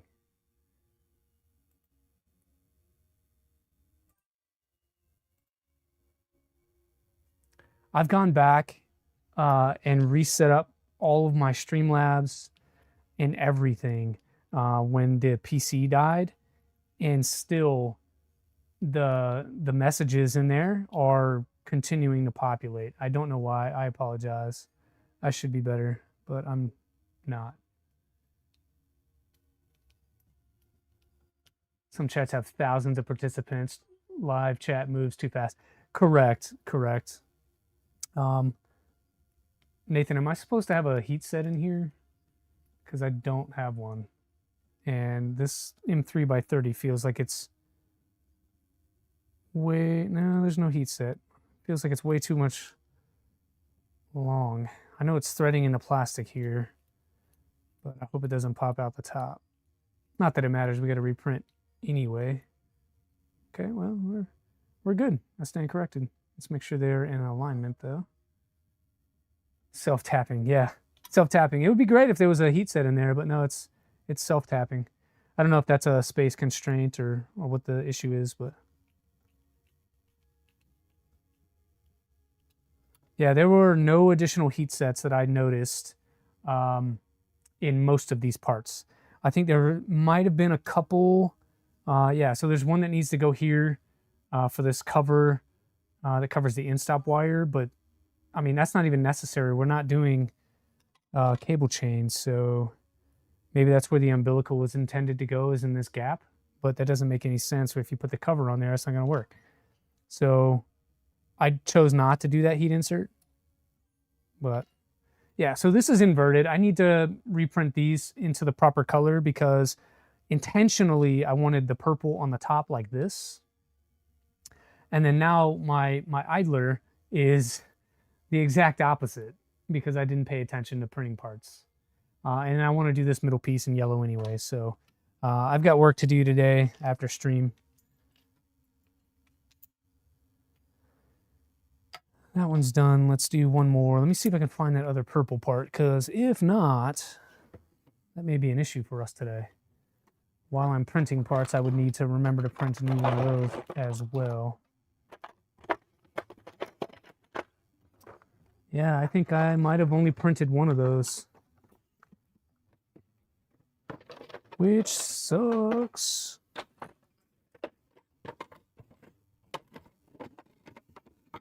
Yeah, I missed it. Totally missed it. Did not print. Did not print that one. That's unfortunate. Oh, actually I did. I just moved it. Here we go. Found her. Okay, same thing as before. We'll do some 30s through the top as you drop it on the floor to test durability. Remember that, guys. Always drop your parts on the floor to make sure it's only helping the parts being aligned. Yeah. Morning, Bearded Bucket. All right, that goes on, and then I think it's opposite, right? We'll get there. Let me stop getting ahead of you. Scroll down a little bit. There we go. Goes like that. We'll do big shim first. So our 1mm brass shim. I'm not sure where I got so many of these damn things, but got a lot.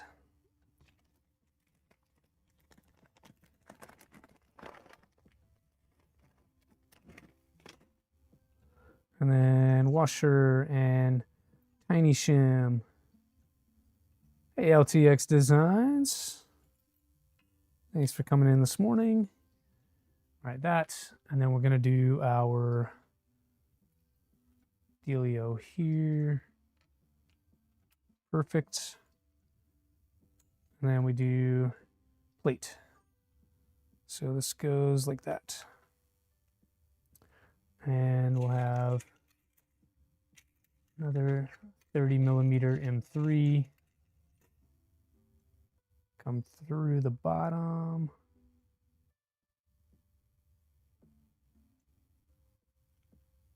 trying to hold all this together and screw things. That's why I'm staying so low to the desk.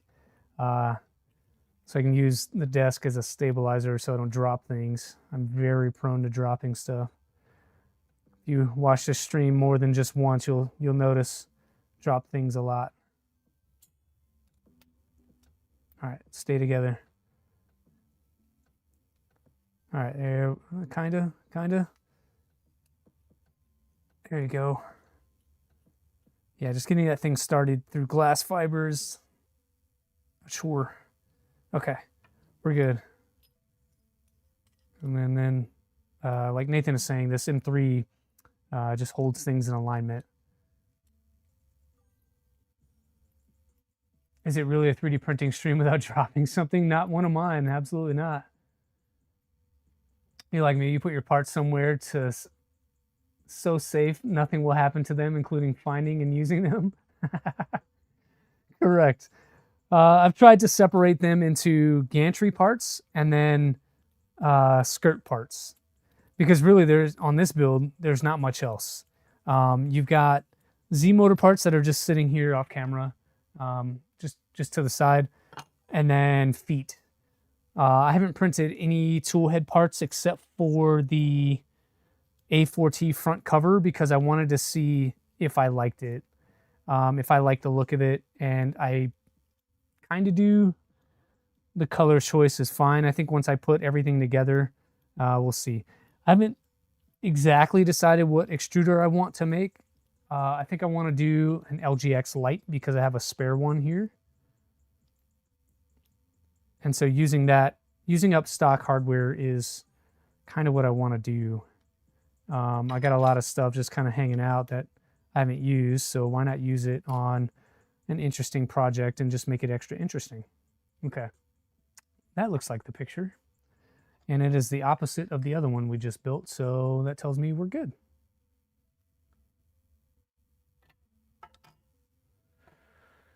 All right, what's next? G2. So I'm doing G2s on the salad fork. I could do, I think I have a spare G2 kit, but I have a really cool LGX light extruder that I've had for a while. I was planning to use it on my V0 when I rebuilt it, but I don't know that that project is going to get anywhere anytime soon. So we're going to use it on this. Here we go. So I've had this one for a while. Still new in the box, but it's got the Voron front cover on it. If the camera will focus at all.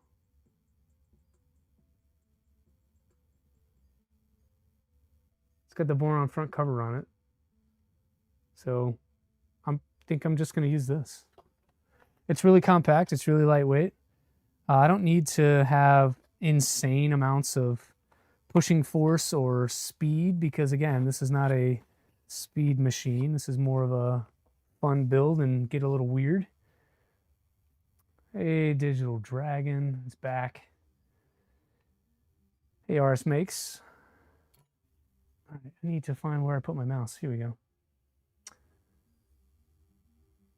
Okay, so it does have me put that heat insert in there, but again, I don't know that I need it for what we're doing.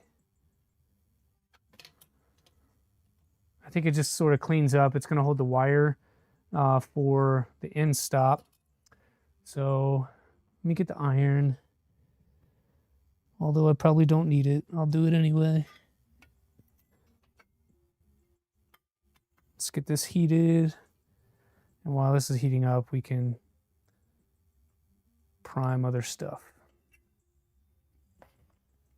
And I'll clean up a little bit because I've got a lot of stuff just sitting around everywhere.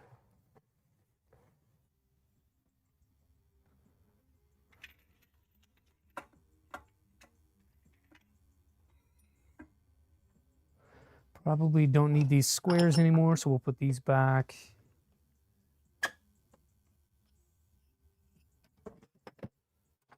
Put them back where they belong. Thought I was going to use them, but it turns out I didn't need to. And then these up here can go back.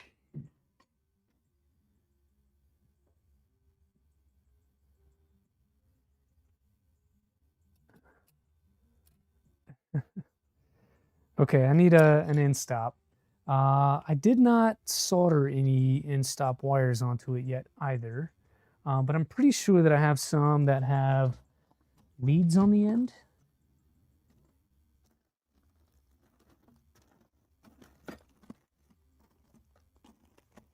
Don't know where I put them right now.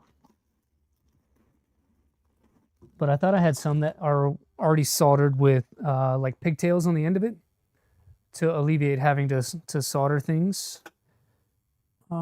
Just don't know if I'm dreaming and I don't actually have those, or if I put them somewhere so safe, as Howie would say, that I hid them from myself. It's probably the latter. They're so safe. I don't even know where they are.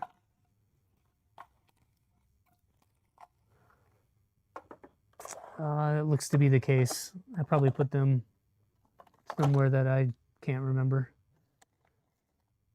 That's fine. We'll do a little bit of soldering.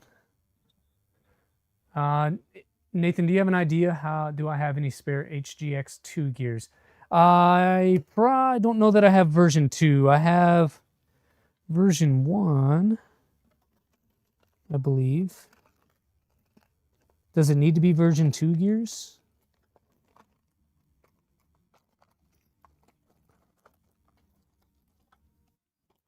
If it doesn't need to be version 2, then maybe. Down here somewhere.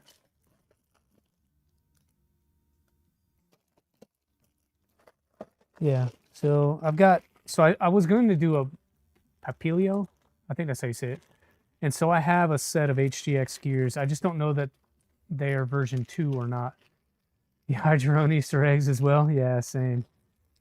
So I've got a gear set to be able to do it. But I don't know. No, they just use different extruders. What? Oh, are you wanting me to use the proto extruder?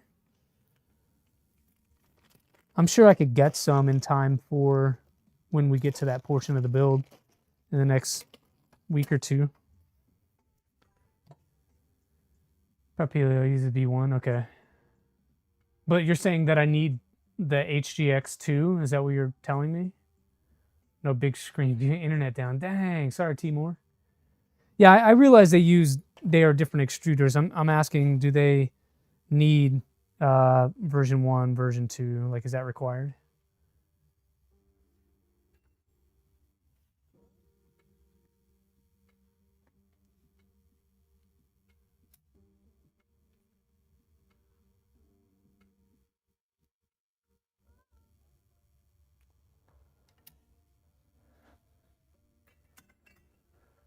All right, I think I might have to do some soldering today. I'm not excited about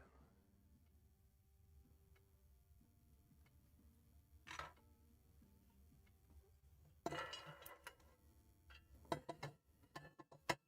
Move that frame to the side. Let's clean up some of these shims here. You like V2 better? I get it. I get it.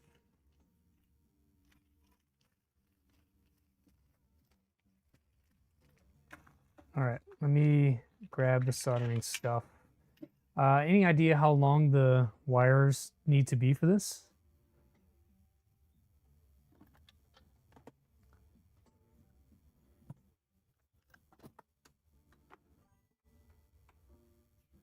Gotta love USPS. Order from Vitali in Washington. Parts left on 12/30 with delivery tomorrow.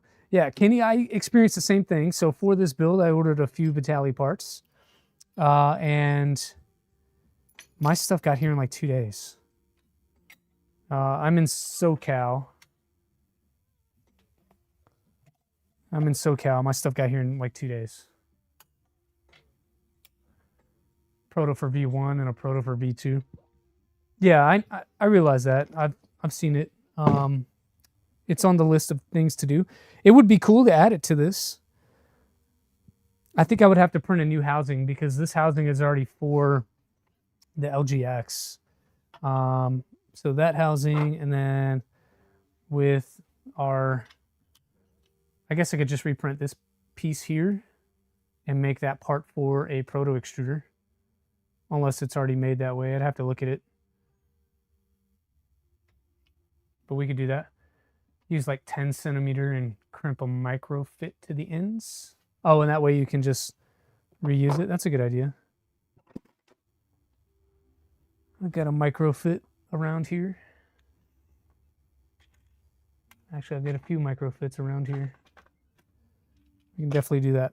Okay, I've got the soldering iron out. It is on, should be heating up. So I'll lose some of that cable. Here we go.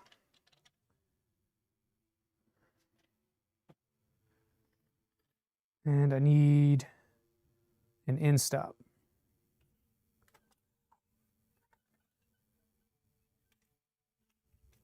How many end stops do we need?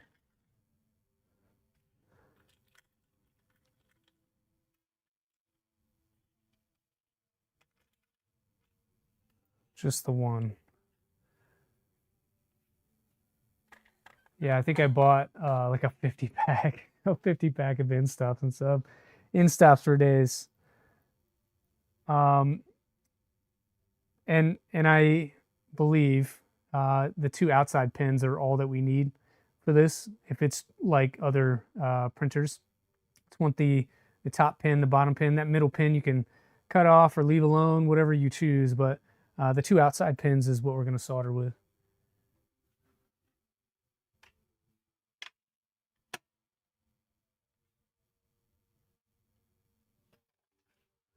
All right, let's see if I can do this. Put that there. Get you guys a better camera view, and we'll see how this goes.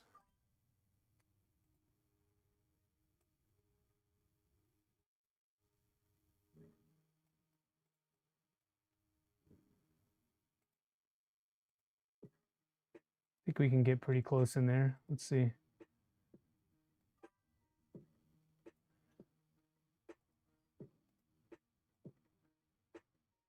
Something like that. Proto extruder will not fit if it uses Sherpa Mini spacing. Not sure if the one you printed is Sherpa Mini or G2. G2. Well, G2 is the same as Orbiter 2. Are you saying Proto is Orbiter 2 spacing? Because the mount is I don't know. It might be Orbiter 2 spacing. That's for a different solution at a different time. I'll figure that one out. But I thought about doing it. That way we have an all Nathan build. Try to get my fat head out of the way.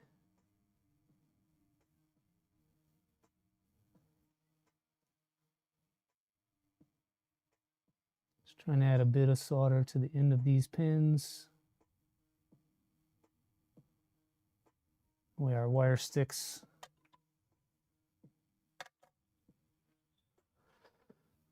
And then I have some very small 12 gauge, sorry, not 12 gauge, that's not small at all. 28 gauge. 12 gauge is a different thing.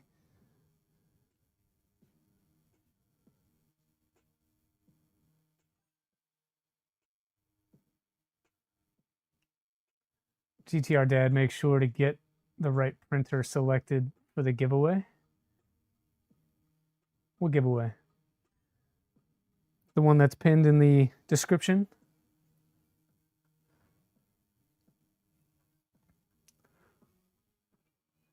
Proto extruder Sherpa Mini spacing. Got you. Okay. So if I have anything with a Sherpa Mini space, I'll be okay.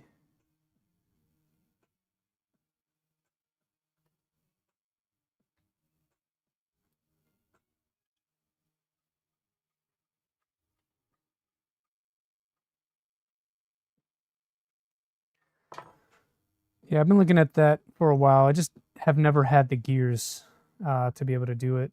And then when things like Orbiter are so easy to pick up and get, and they're already assembled and stuff. That's just kind of been my default.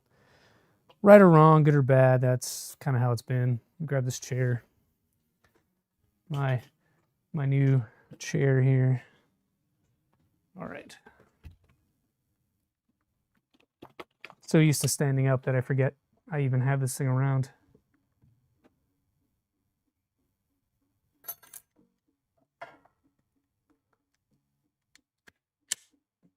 A little bit of that. A little bit of that.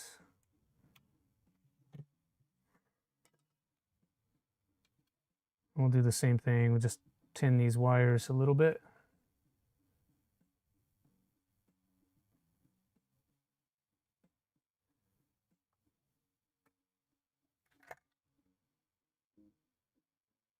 Yeah, it's a hard time with multiple choice. Put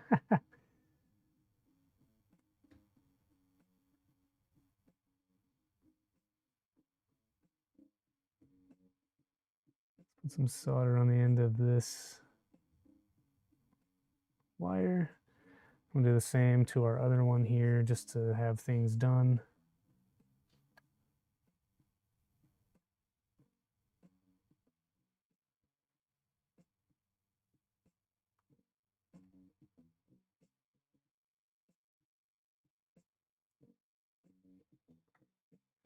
Cool. And then from there, just add a little bit to the solder iron and pull our wire over. I'm gonna use my hand to brace and then try to get you guys a good angle here. Keep my head out of the shot, place the wire, touch the solder and the wire to the pin just for a few seconds, and we should be good to go. So I'll take that out. We'll do the same thing on this other side. Oh, that didn't work at all. Try again.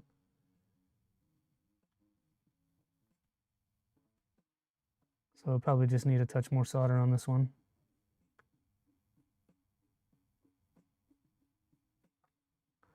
Again, this is not my favorite part of any build. I really dislike doing soldering of any kind.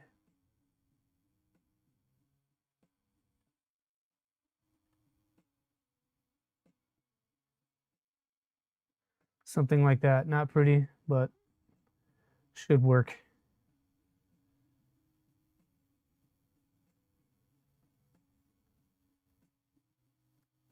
We'll do a little more on this one as well. So clean this.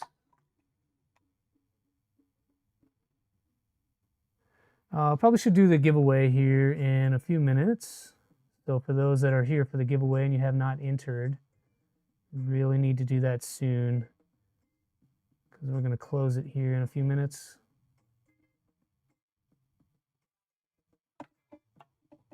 Totally getting behind getting CNC assembled extruders. Money, but quality. I don't disagree with you. I think CNC extruders are fantastic for a lot of reasons, especially durability. But the idea that you want to just completely DIY everything, not a bad plan either. And thanks to Nathan for reminding me that he has his own extruder, because I'm a little more apt to doing that now. Turn this off. Get your camera back. Like this. Okay, we're gonna do a few bits of heat shrink on here. And then, what did we say? A connection, Molex connector on the end. I can never get this out of here. All right. So that's, and we'll just cut this in half.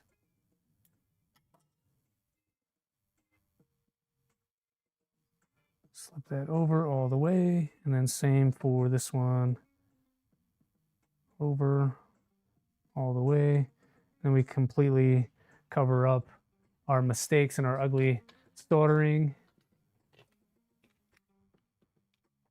We hit it with some heat. Oh, we have juice? Come on, baby. Well, we'll go to Old Faithful.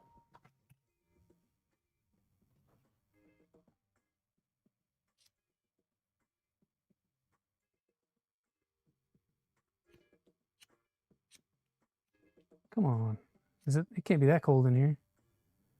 Do you ever notice that? Like when it gets really cold, your lighter and your heat source doesn't work? One soldered in stop. And I know that this goes on like so.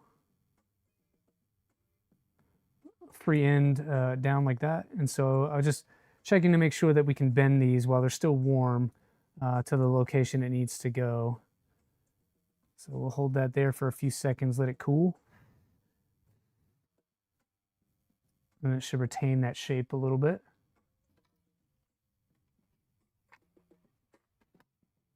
Then you said we're doing Molex connections on the end of this. So we'll do that. Get that guy out.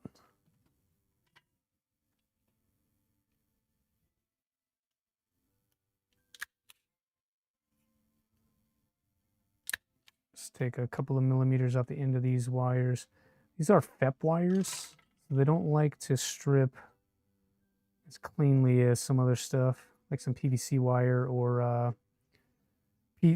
silicone. All right, so that, and then we need connections.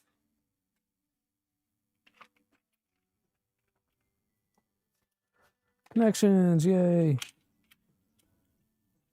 Let's make sure I have a male and a female matcher before I get too far here. There's a female.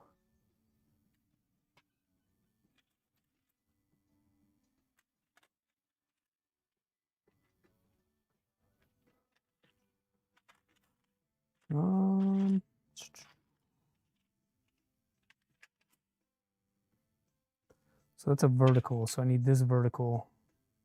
It looks like a set. Go with that. I don't think it matters if you do male or female. I think I prefer the male end on the end stop side. So we'll do that. Let's put these over here. Unwrap some of this stuff.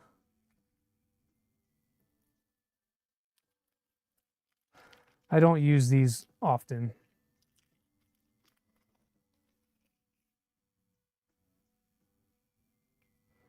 So that one, we need 2. There's the other one. And we'll do the other end of this at a different time when we start running wires back from everything. But having this in place now before we assemble stuff is probably a good idea.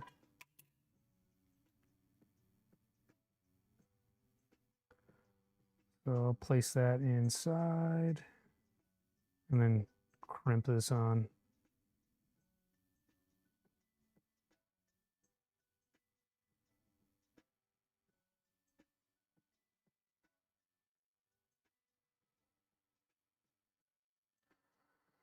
One more here. Got it. All right. One more crimp. Let's do big side.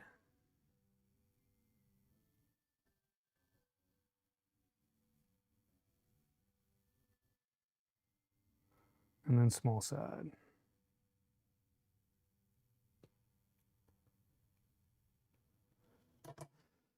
Cool, and that should just plug right into these like so. I think I have them oriented correctly. No, I do not. This way.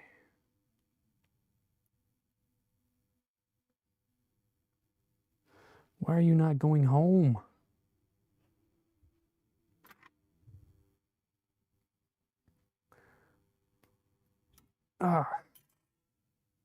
Trying to hold this up so you guys can see, but it doesn't want to stay in where it's supposed to be.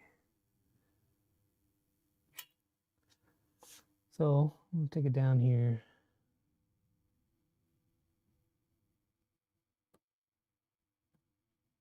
Why is that not going in there?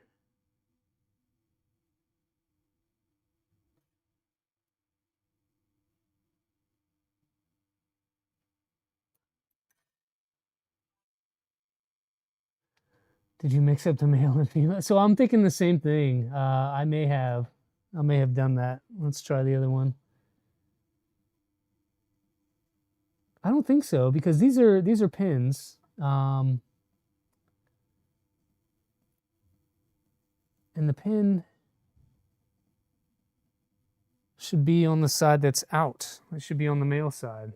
So male, right? We have the prongs. Female accepts the male. And these are pins. These are not acceptance ones. So I feel like they should work. I don't know why they won't go in there. I mean, we could try the other one, but they definitely don't go into the other one.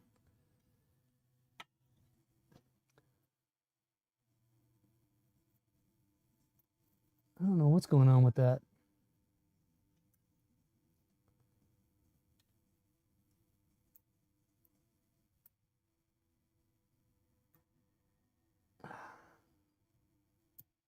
Yeah, I don't understand.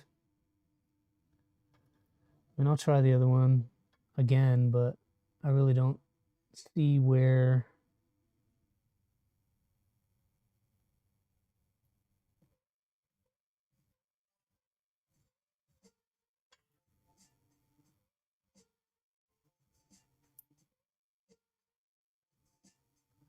I don't know why, but that seems to be the way. Yeah. Yeah. Yeah, you're correct. I had the wrong side here.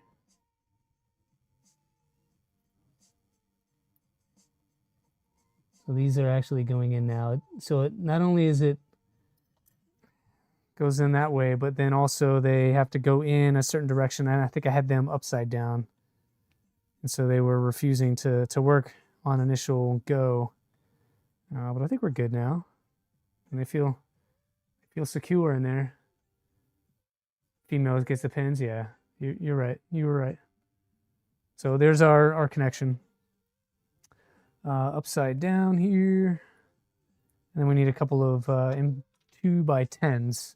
And I know for sure that I have them in a kit over here.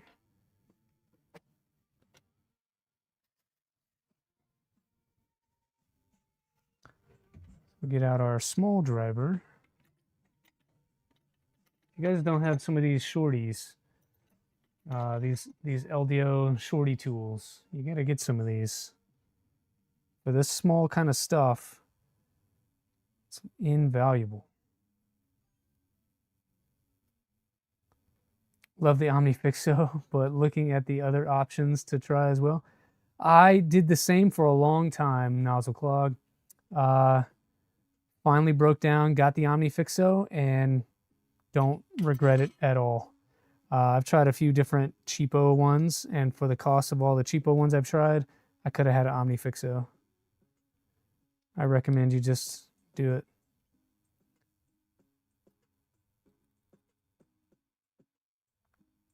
And that feels secure, but I feel like maybe my screws need to be longer. I've got some 12s I could use if I wanted. But those are fine. They're on. We've got an in stop.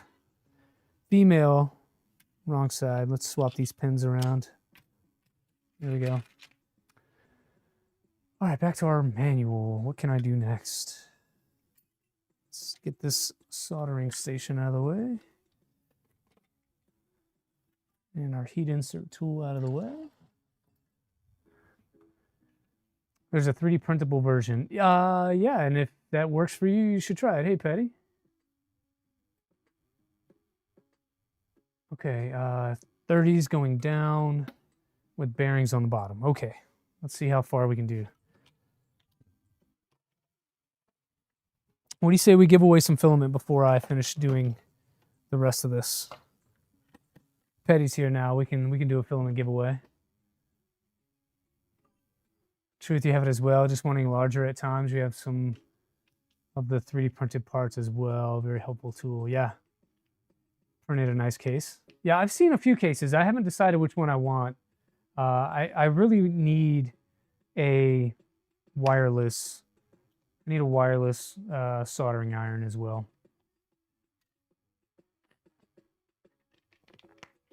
But I think right now we should probably give away some filament. You guys have been hanging out for over 2 hours. And I'm at a good place where we can do that. So I have like things and stuff everywhere.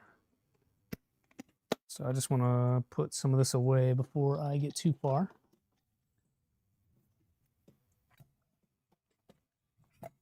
Okay. If you haven't entered into the filament giveaway, do so because you're going to get left out. I don't do countdowns and things like that. So if you're not in there, you're going to be missing out. All right. Let's see how many folks we have in there. I'm seeing 34 responses. Is that everyone that wants some LDO filament? Just 34 folks? I mean, I'm seeing 62 here.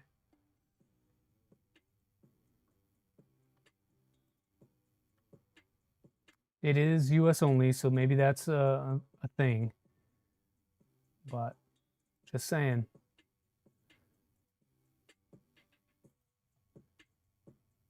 All right, I think that's going to be everyone. Beard is looking good. Yeah, I'm trying to catch up with Steve. I got to cut it off today, though. So here's the thing. I got to go from streaming right now to I got to go get a haircut. I got to shave my face and get right back into where I need to be. This is my Steve Builds starter kit. All right, we got 34 folks. I'm going to close the giveaway. And then take a look at who we have. Why is this not updating? All right, that did not work. Let me try a new sheet here.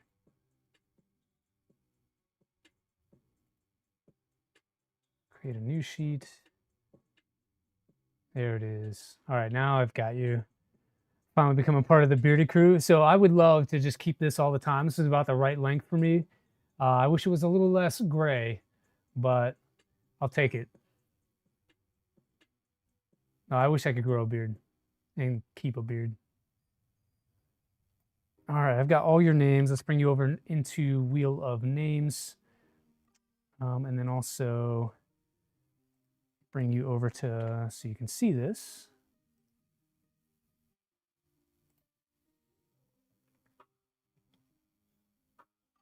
How's that? Gray is good. Gray is experience. How we measure experience. How much gray do you have?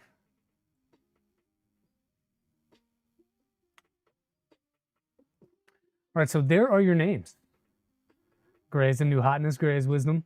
Gray is good. Should be flying a bit more soon enough if things continue to escalate. Petty, how do you know I wasn't already? But no, I don't do that kind of stuff anymore. I'm more institutional now.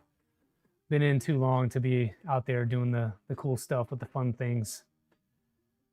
Haircut, yeah. So I cut my hair every Sunday. So I'll stream, go eat lunch after this, come back, cut the hair, shave the face, prep for tomorrow, and then log in, check email and things like that to make sure I know what I'm walking into when I walk in. It's great. I love it. All right, we've got folks in here. You all want some filament on a Sunday. So how many times are we spending this? You're back. What'd you miss? Nothing at all. We had to do a little bit of soldering for an end stop, and we built a couple of idlers, and the frame's finished. So I'm not sure when you left, but that's where we are. Right now we're looking for numbers, though, for this filament giveaway. I like Captain Kern's 11. Let's do 11.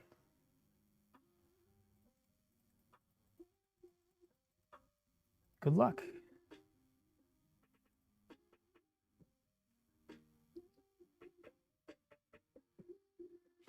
Nozzle Clog 3D, are you here?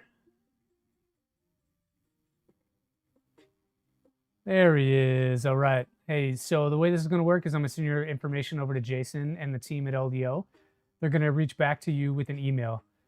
to get your address and stuff like that. I don't want to be responsible for your information. And so the quicker you respond to them, the quicker you can get your filament. If it's been a couple days and you don't get an email from Jason, it means that I forgot to reach out to him. So reach out to me and I'll make it happen at that point, okay? I'll take care of the email right after stream today. And congrats. Shout out to LDO for providing a spool of filament each and every week here on the stream. And then if you use it to make a thing, you gotta tell me. Post it in the server to let me know what you made.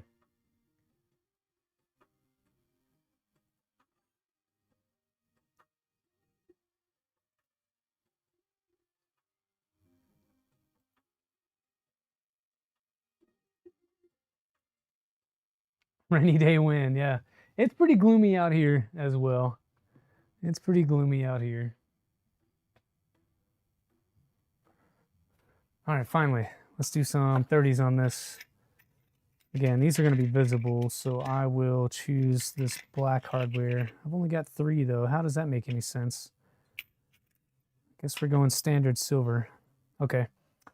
Through the top, this large one here, and this large one here. Great. That's how that's going to go. I want to tweak something here. I think with this white background, the image is just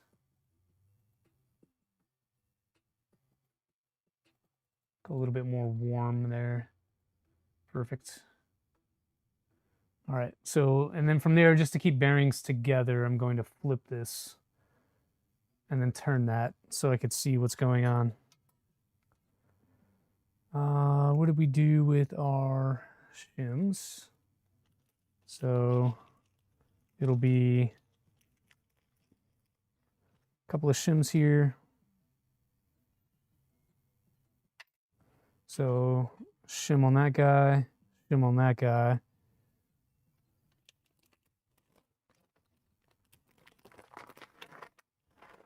Thank you, LDO, Killa, and the community. You're welcome, sir.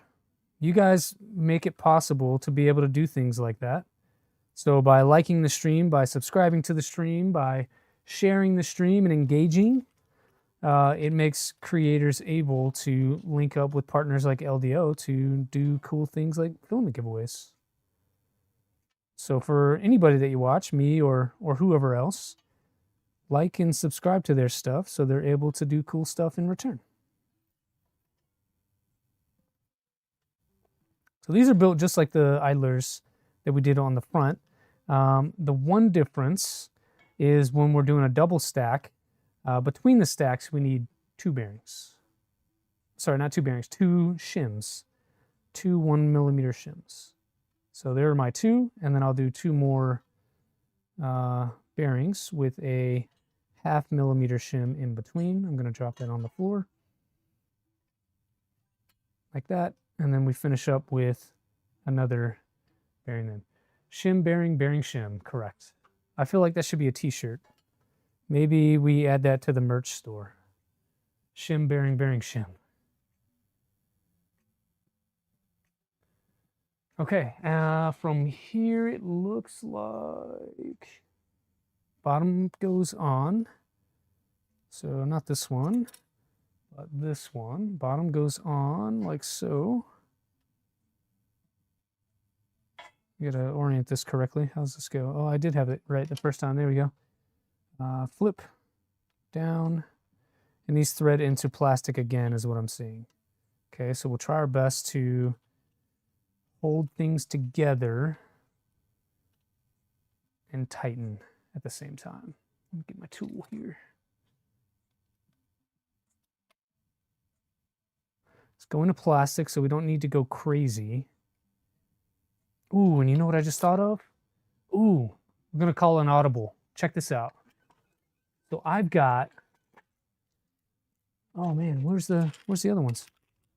I've got in this container a bunch of these like anodized blue covers. What do you guys think about putting that on there? Does that look good? Not look good? I thought I had some pink ones. I just don't know that I moved them over yet. Thought I had pink ones.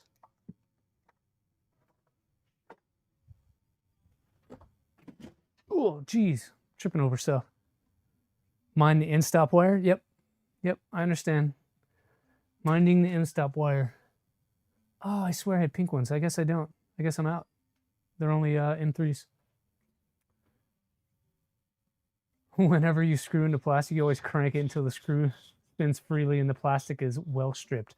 That's how you end up with clearance, right? So it's probably a little late to do this.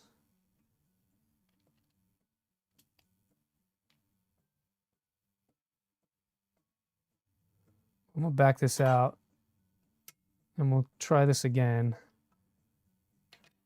So mind the end stop wire because that goes this way out the front here.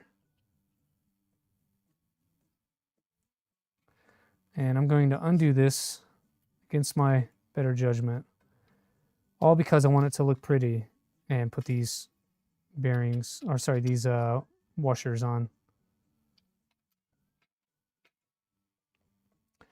They don't exactly match the frame. They're a little bit lighter shade of blue, but we've got stuff. Let's use stuff. This is a weird build anyway. That's the only way to be sure you got it in all the way.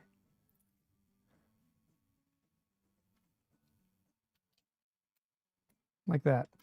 All right. Let's redo our bearing stack. So bearing, sorry, shim, bearing, bearing shim. But I like another 0.5 millimeter clearance in there, so I add little shims. That one's good. And we'll add in this guy, that guy, little guy, and flange bearing. And we'll add 2 shims now.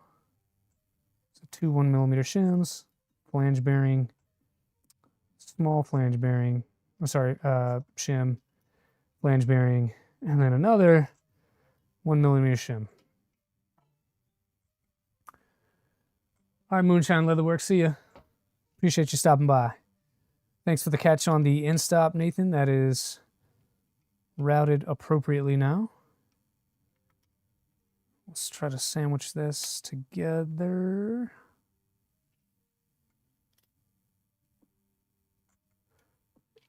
And I think these just are used as like pins, so they don't need to be super tight, which is why we go into plastic anyway. Man, that feels like super thick. I think maybe the extra 0.5 millimeter in between is giving me a full millimeter of deflection because it can't. Yeah, you're seeing it right there. So the extra shim in between the bearings that I would normally do for other things does not work on this thing. Come on, focus camera.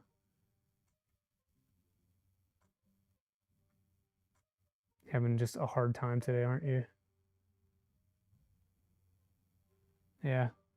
Can't add the extra shims. Yeah, I'm seeing that. Yeah, well, I think that's a missed opportunity. We should be able to. I think with a slight modification to the parts, I could do that.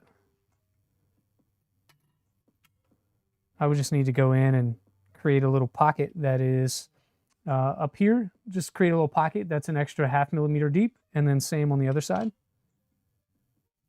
And if we were to do that, I think it would work fine.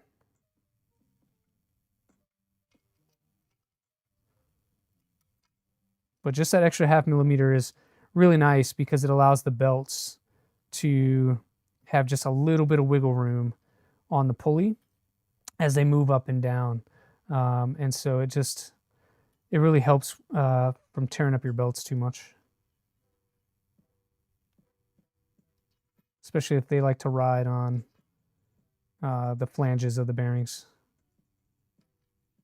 Ooh, we need 2 there. Come on, fingers. Or swap the 1 millimeter shims to 0.5. I think that would put the bearing stacks too close together, though. It would mean they're only 1 millimeter apart instead of 2. Or are you talking about the outside ones? Because if we did outside ones, that may work. I don't know. We'll go with what we have. It'll be fine. It'll be fine. Why did I just do that? There. Okay. Finally. Third time's the charm. Got it.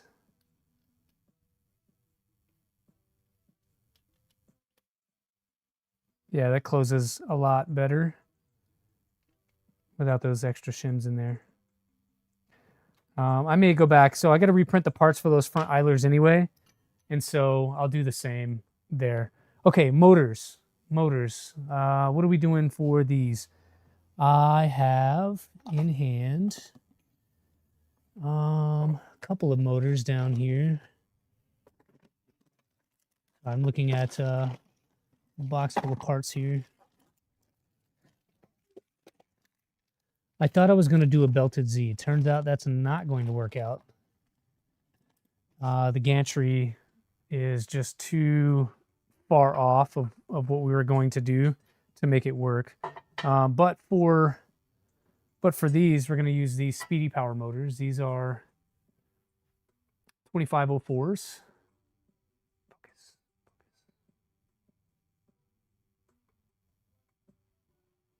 Come on, baby. 2504 LDO motors. It's not really going to focus for me, and I don't know why. But we're going to use that. They do have the ground flanges on there. This is not all-wheel drive, so it doesn't really matter. Motor wires are internal, though. So these are just spares. That's why they don't match. One is from DFH. The other is just a spare motor. But they're both 35. Because what I intend to do is make these double shear. And while we're there, and while we're talking about it, I did mention Vitali parts. I could show you what parts we got from Vitali. It's going to come into play here in a second anyway, so we need them. But from Vitali, we got some CNC'd Z brackets. I've got a umbilical holder. I've also got some extra spacers in here. There are M3 wire nut covers, and then some other spacers and doodads for this guy. But then also over here, I've got double shear that you can add to any NEMA 17. So it just accepts a flange bearing in the top. Use this small hardware to secure it, and then these use opposite corners like that to be able to add double shear to your motors. So I need to add a couple more bearings. This is where I'm going to use those blue ones, though, because these will be visible. So I got these cheapo bearings here off of AliExpress. I don't know what brand or name they are, but they're blue. They have a blue cover on there. And so because these are going to be visible, I can add these in here. And just add another layer of cool color pop to it. I don't think they're Fushi bearings. I don't know that Fushi makes blue bearings like that.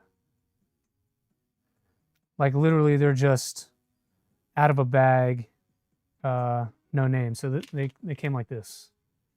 So that's the bag it came in. Fushi bearings come in a bag that look like this one.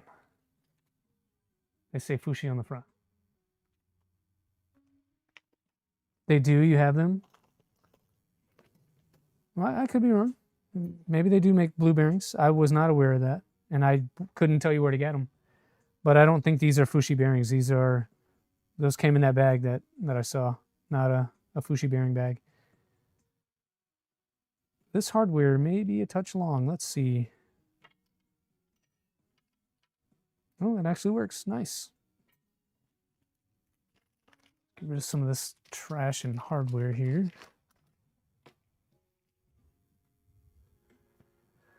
Definitely come in the Fushi bag, though. Yeah, your Fushi or blue came in the Fushi bag. Yep. So I think they're just knockoff ones, which is fine for what we're doing. Again, they're just extra support for the motor, so we can run slightly higher belt tension if you want to, but that's at the cost of increased belt wear, so don't go crazy. Cool, so we needed, what, M3 by 30s here, which I've got here. So we'll start with these.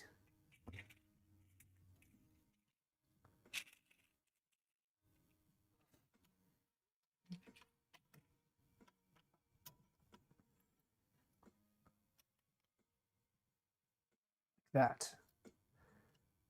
And what? Oh, it's upside down. I'm so dumb. Oh, I can tell I'm getting tired. Caffeine's wearing off. Completely did that on the opposite side. And nobody in chat saved me.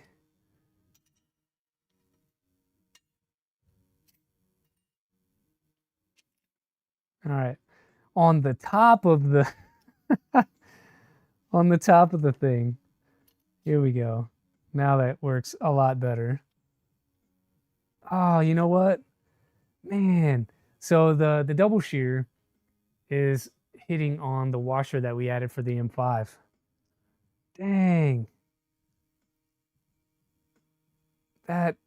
It's off by like a millimeter. Ah, that's annoying. I'm gonna take it apart a fourth time. So I guess fourth time is a charm. Come on.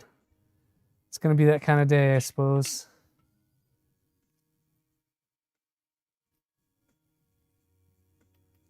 So we'll keep it on the one that doesn't interfere, but this other one, it just overlaps. Doesn't allow that to work. So take that apart once again. Luckily, it's the short side. And I'll try to remember to keep that in mind for the other side.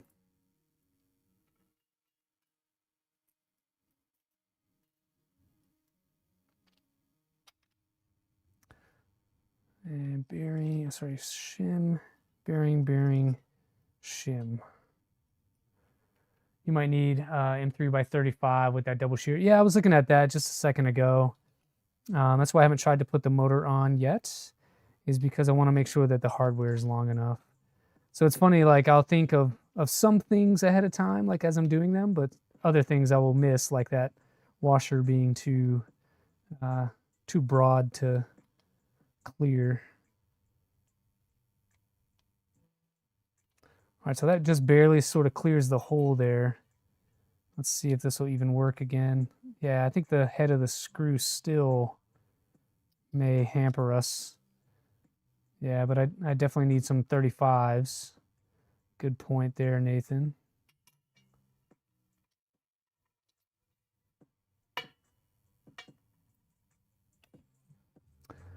But luckily we have 35s. I don't know that we'll be able to do the double shear the way that it is, though. May have to get the grinder out and take off one of those edges, which would suck, but here we are. Okay, let's try it this way. So one goes in, it's fine. We do need the 35s if I'm going to use it. And yeah, you can see it. It doesn't line up with the hole enough to keep it there. Like I can make it go. It's just so ever so close. Yeah, we'll go with it and see if it works. So 35's there, and then I'll use a 30 in this other hole.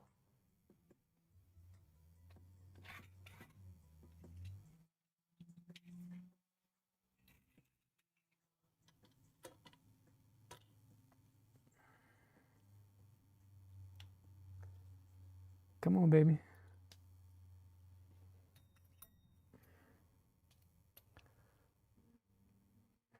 Yeah, it looks like a 30 might work here. This one doesn't want to press through like the other two did.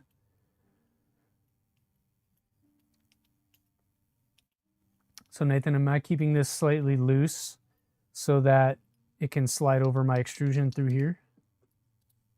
I think yes.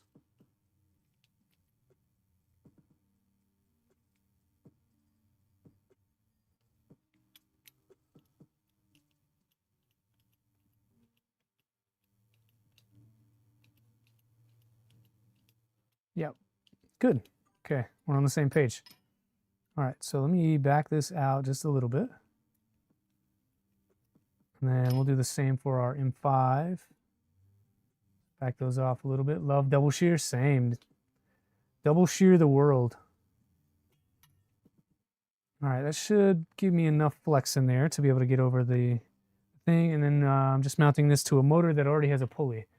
I love that you kept the wire exit on the picture, and it looks like that goes to the right side. So we'll do that. So this way, like so, and then we need a pulley. So here is reveal number, I don't know, 4, 5, whatever number we're on. I wanted to do, let's see, do I have them in here? I literally just had this stuff. All right, we're gonna do this box of stuff. I've got the 1.5 GT pulleys. We're gonna do 1.5 GT belts on this. Hey, Lego Therapy. 1,000 subs. Yeah, man, we hit it.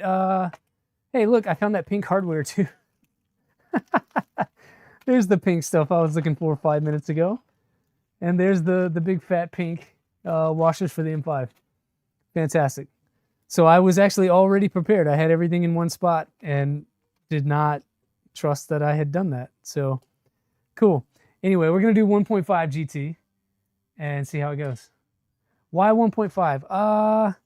From what I understand, there's discussion about 1.5 being, how to explain it, provide less VFA than a 2mm pitch.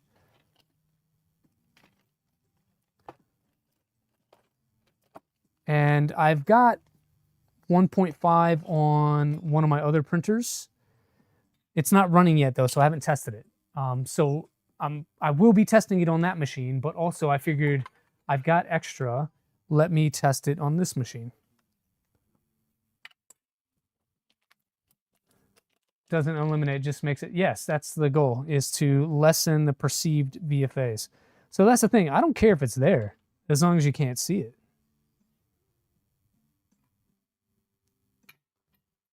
So if that is hiding it with slicer tricks or hardware tricks or whatever, I'm on board.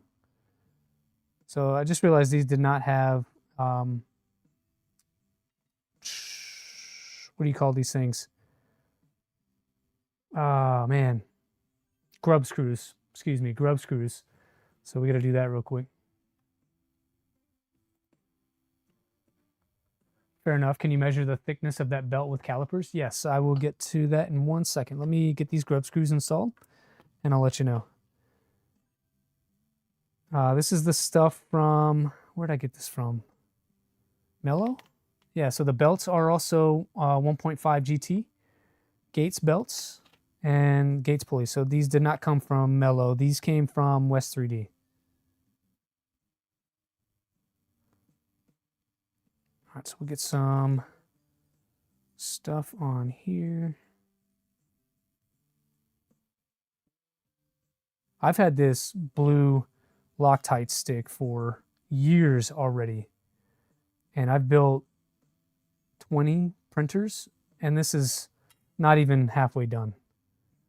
All right, let's measure some belt real quick for you. Got my fancy caliper out here.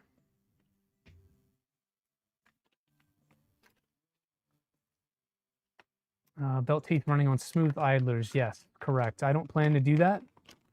I'm pretty sure I have 1.5 idlers as well. I realized that we had put smooth bearings in the front idlers of this build currently.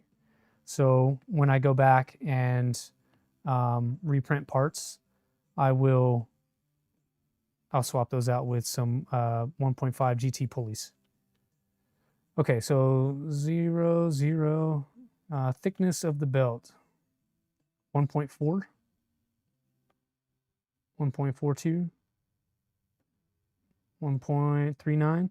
So I'd guess about 1.4 thickness, and then should be 6 millimeters like normal belts. And that appears to be 6.32, 6.3, 0.2 to 0.4 larger than Gates. Yeah, as far as thickness of the belt itself. Yeah, I'm not sure. Honestly, you asking me to measure a belt right now is the first time I've ever measured the thickness of a belt. So I couldn't tell you what normal looks like. And I do need to go back and find those idlers though, those 1.5 GT idlers. Okay, so this one goes flange down. So much stuff on the desk already. I hate this. Okay, flange down, wires to the right. Double shear over the motor. This isn't a flipped path design. The only two idlers necessary will be on the XY joints. Good point. No, the front idlers run on the back. Okay, good. Yeah, I had not looked at that. Thank you for saving me some time and pain. That explains why I don't have the idlers here.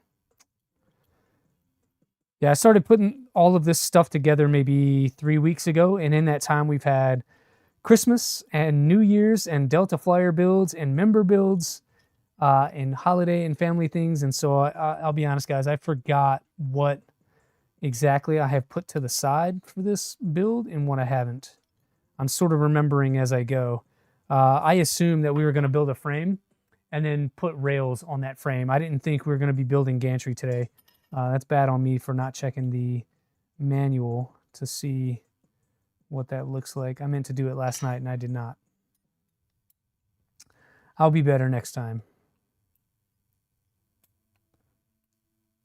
All right, so a little bit of tension on those.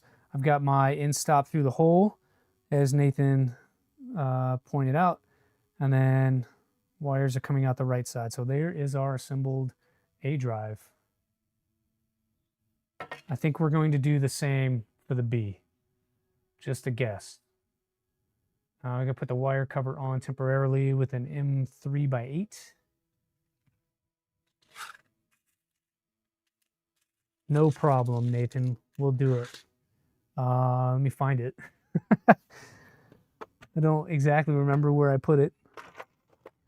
And I don't... Oh, it's yellow. Here we go. Good. I actually did something right. Printed it in yellow.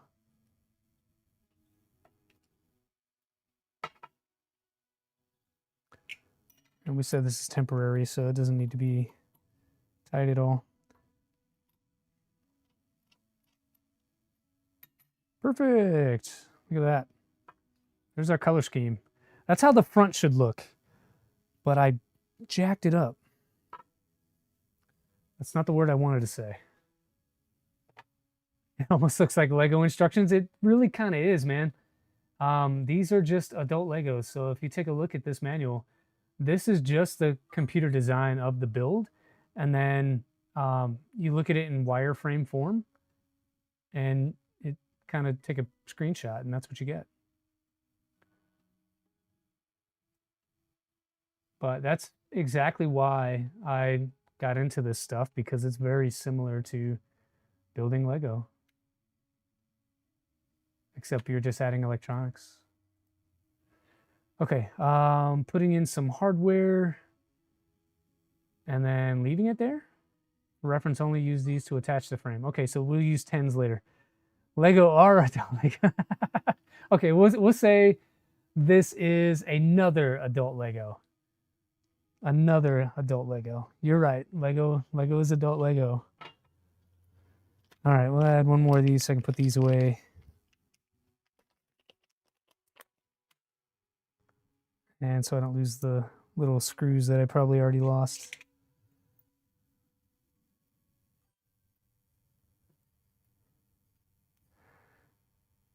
But yeah, the printer we built last week, we finished last week, is a Delta Flyer. It is almost all 3D printed.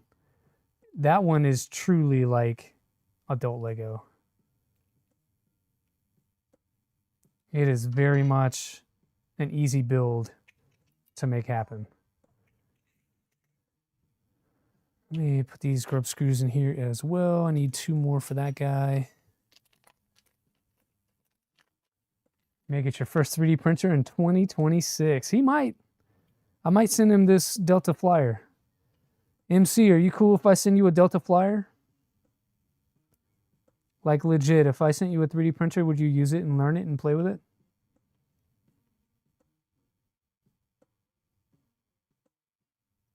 I'm not going to ask you to build it because I know that's different. But if I sent you one, would you play with it? I refuse to learn about 3D printing. I don't blame you. It's addictive. It's addictive.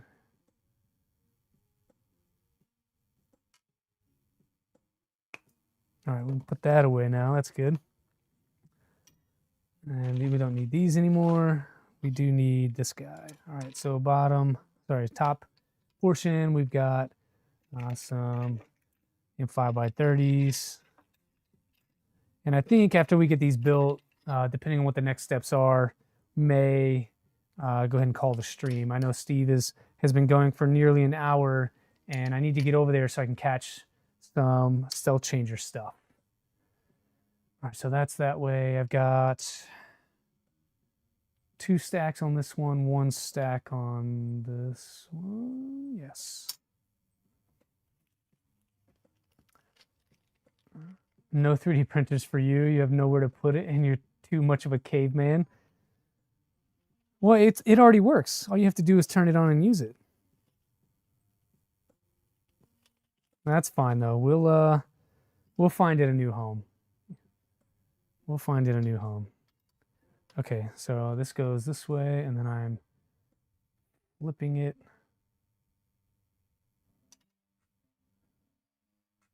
Trying to think through this in my brain.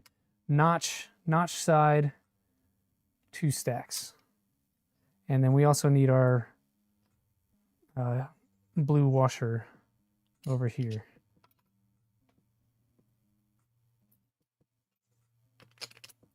Blue washer, 2 stacks on the notch side.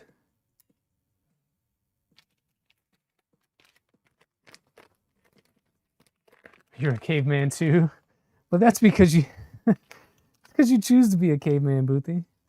I've been a caveman in the last 2 weeks. I just really have not wanted to go much of anywhere. Like normally we do a vacation holiday somewhere over Christmas. Last year we went to Vegas. This year just did not have any desire to do any of that, and so we stayed home largely. I took the girls. Took them out to lunch the other day, Monday, and we've been home since Monday. Like, you know, just go to the grocery store, but other than that, haven't really been any more than 10 minutes outside the house.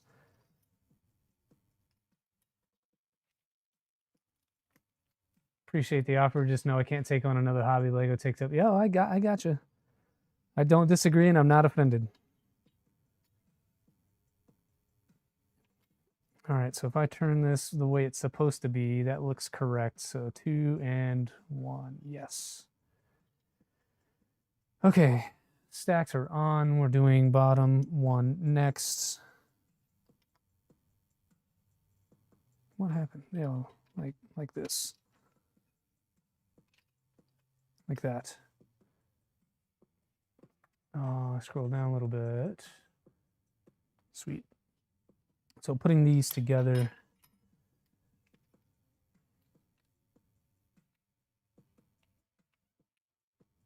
I love that you have indexing features on these top and bottom pieces.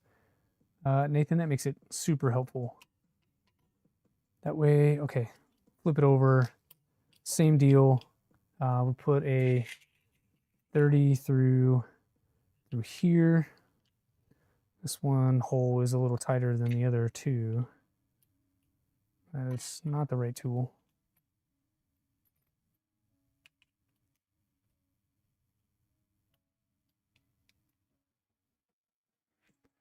So Lego Therapy, what are you working on now?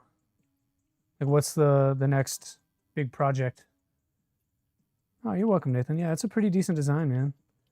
Like, it's well documented. A lot of these mods like this, you see zero manuals, and yours is a good match for the Voron manual as far as the aesthetic and the style. And then also it picks up right where the Trident would on the Gantry stuff. Do I have any tool changers? Not yet. So, Chaz, what is behind me? I'm not sure if you remember. I think you're blue, so I think you remember. But if you look at this guy, this will be a tool changer. This is going to be a Mad Max salad fork. And Lego Therapy, that's the Delta Flyer there that I was talking about. So Chaz, that is my plan for a tool changer. I would really like to have a bigger one, but I just want to kind of dip my toe in the water and not go full bore just yet on a large tool changer. I'm looking at Stealth Changer. I think that's a great project. I like it.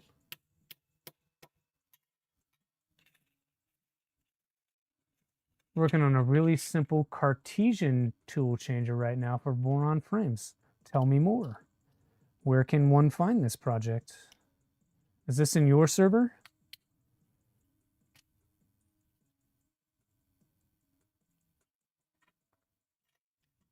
I like interesting and different. And tool changer a year ago would have been one of those. And now it's really starting to come mainstream again, which is great. I love it. But I really like different and interesting. So if you're saying Cartesian on a Voron frame tool changer to me, those three words together tickle my fancy.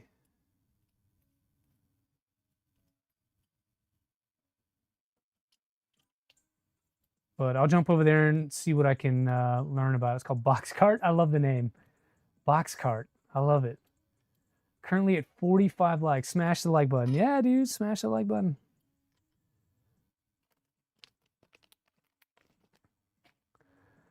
We got to get you live streaming, Lego Therapy.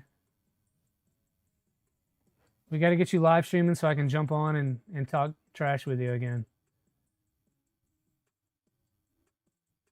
It's not clear on this one, but I'm going to assume that on the B drive, the motor wires go to the left. Only because it's opposite of what the A drive is.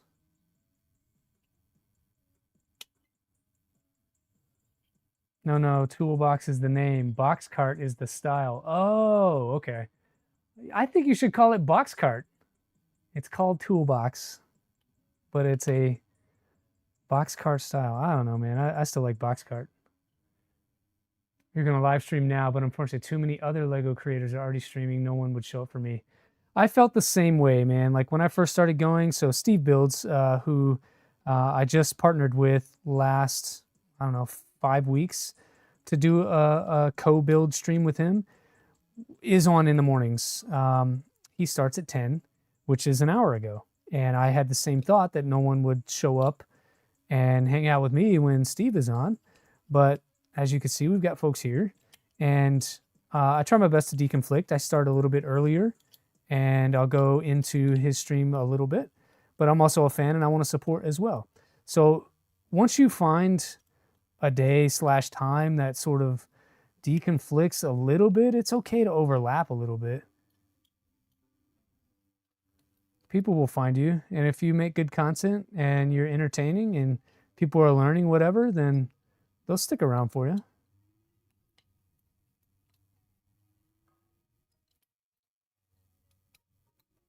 Oh, dude, you know what? What did I miss, guys? What did I miss? What did I miss? You need to continue your stealth changer build soon. Yeah, you do. I want to stop by and see that digital dragon. Boxcar will be cool, but that's the general name for Cartesians in a box. No pulley, correct. No pulley at all. No pulley at all. I even made it, and it's sitting right there.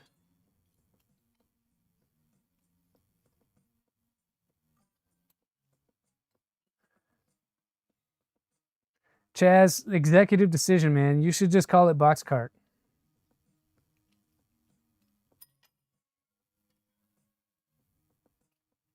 I think that double shear is holding it in there. It's pretty tight getting through. So what I'm going to do is just loosen this bearing a little bit so they can move slightly, release some tension so I can take that off. Good test fit. Correct. Yeah, we got to make sure things line up.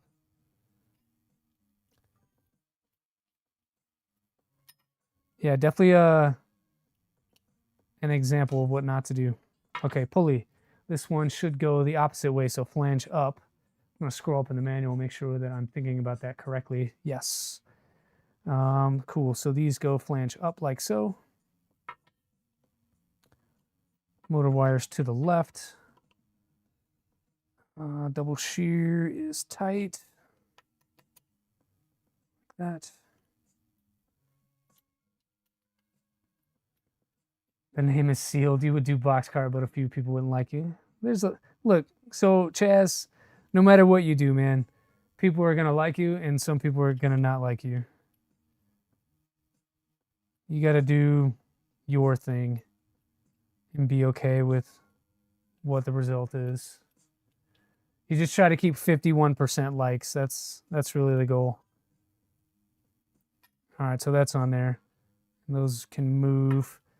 I don't have a tool to know where they should be aligned to, and so what I will do is I'll come through the backside and just look at where our idler stack is and align that with the pulley inside. So let me get one of the grub screws onto our flat of the motor. Got it. And then as I come through the back, I can adjust that pulley up and down as I'm tightening that grub screw. And it should get us pretty damn close on alignment.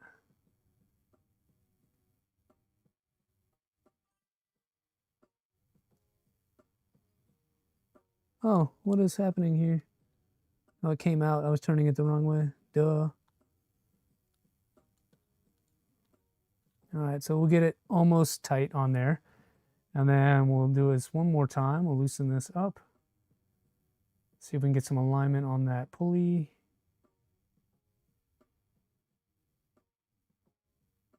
And just tighten that down. And then move the pulley to the side. I love that there's access through all of this. Again, Nathan, another good design choice here. So I've got access to the front and then all four sides if you need it. So we've got that one aligned. Going to do the same over here. I should have ordered some 1.5 GT belts from Ali a few days ago. Well, there's still time. Important thing about project names is making them findable, like Google, Jabberwocky, and sort through all that to find the project. No shims between the bearings. No, so there's a lot of belt shredding to begin with. Yeah, not worried about it. I tried to do that, but the parts are designed in such a way that it doesn't allow. So it adds another millimeter of height to the bearing stack. One way that Nathan suggested was to put 0.5 millimeter shims at the top and bottom as well, and that would account for it. These are upside down because I'm dumb. That's frustrating. You guys see that? The flange is the wrong way on this one, this camera. All right, we're gonna force you to autofocus. I don't know what's going on with this thing lately, but it just does not want to focus at all.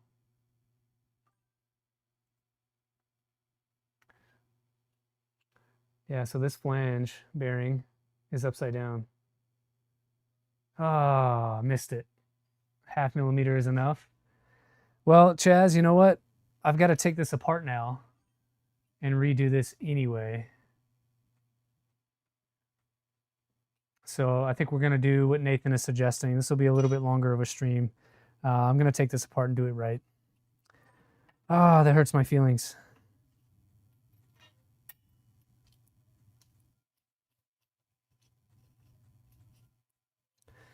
Gotta pay attention, folks. Don't do what I do. Do it, do it. Okay, we'll do it. Thanks for the motivation. That's what I need. It is too easy to be like, screw it. I'll do it later. Or I won't do it at all. It doesn't matter. But yeah, tracking the belt shredding and all that stuff. That's something that we had briefly mentioned earlier that may happen. So let's take this apart. We'll fix that bearing. We'll do our 0.5 millimeter shims. So it says what bearing stack will be 0.5 millimeter shim, bearing 1 millimeter shim, bearing 0.5 millimeter shim.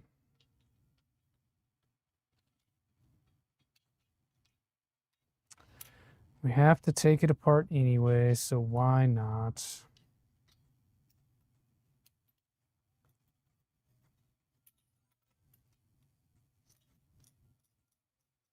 All because of one little thing. All right. You did consider putting this alternative bearing stack in the manual, but I haven't tested it much enough, so I went with the stock one. Yeah, it's all good. I do it on my Voron stuff. I've almost always done bearing stacks that way. So I was going to try it here as well. There's just not enough clearance in the parts to do it. I recommend you do, though. What size is this? That looks really small. These are halves. All right, so we're going to do 1/2 flange. And then you said, so 1/2 shim bearing, 1 millimeter shim,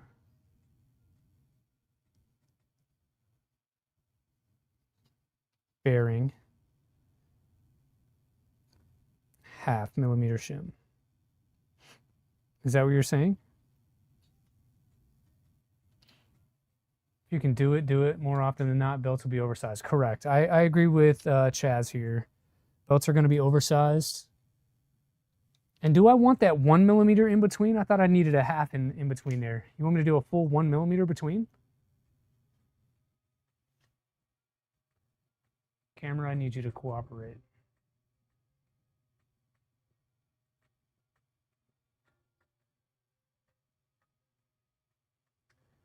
I'm going to do a full 1 millimeter in between there. Because that looks like a lot. Correct. 1 millimeter will make it match the pulley size. 7 millimeters. Got you. Okay, we're doing it. Just want to be sure. I don't want to do this again for a 5th time. And I've already forgotten which side is which.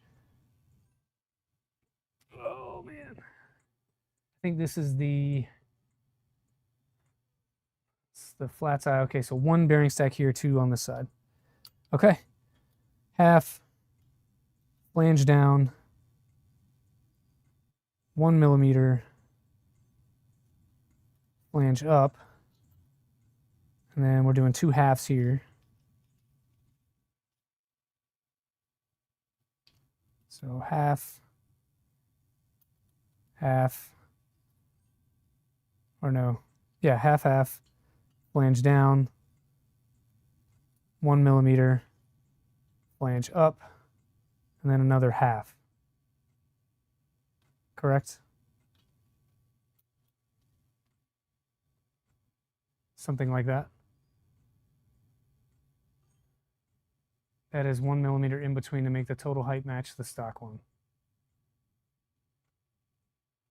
If it doesn't, if anything, it benefits. Open loop and spiral cut belts like to wander a lot. Yeah, I agree. I think in between on this double stack though, we could just do a 1 millimeter instead of doing 2 singles. I've got a lot more of the 1 millimeter than I do the 1/2.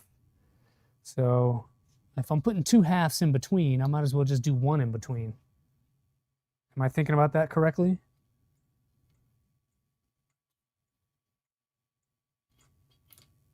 That, and we'll do the 1 in between here. We'll do this on top with a 1/2 on top of that. Yep, sweet, okay.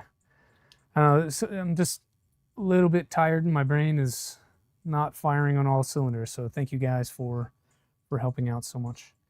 Okay, now we can do all of this back together again.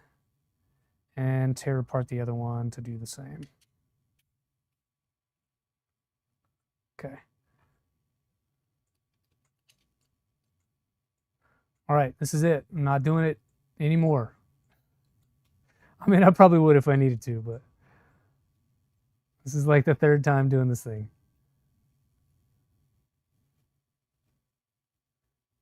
Yeah, Chaz is awesome. Nathan, you guys should link up digitally at least and chat and talk about design and stuff. Yeah, I'm just trying not to go too far away from what you have, but I do have some suggestions. So I'm doing some changes that I would normally do, but I don't want to go too far from your original intent. You always love to yap about design. You live in Fusion all day. Holy crap, dude. I wish I could live in Fusion all day. You have me excited about this toolbox. I'll call it the correct name, toolbox. I'm definitely going to jump in as soon as we're done here to check that guy out. All right, this way. Wires go to the left side. And I believe we've already also tightened it. Use Onshape. It's your second design. What was your first? I'm sorry, I'm just not familiar with all of your work. I just recently became aware of you. What was your first printer? T-Saron, you love Onshape too? Super simple. I like Onshape for the fact that you can use it in a browser. Like if your PC is underpowered, you can use Onshape in a browser, but I don't like that everything is public all the time. And I started 3D printing using Fusion, and so that's what I'm used to. Using anything else now just, it's hard for me. I'm still not good in Fusion at all. I can do basic things and stuff. Designing an entire printer, probably not. All right, so we've got that. I'll worry about aligning this through here. So same as before, trying to align with the pulley up top.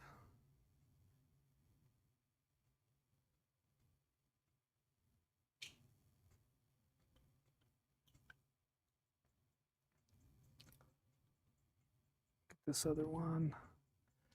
All right, that should be pretty good. We'll adjust again later as we built this machine. I believe we've already set this one. Let me make sure I get both grub screws done though. There's one. There's the other. Okay.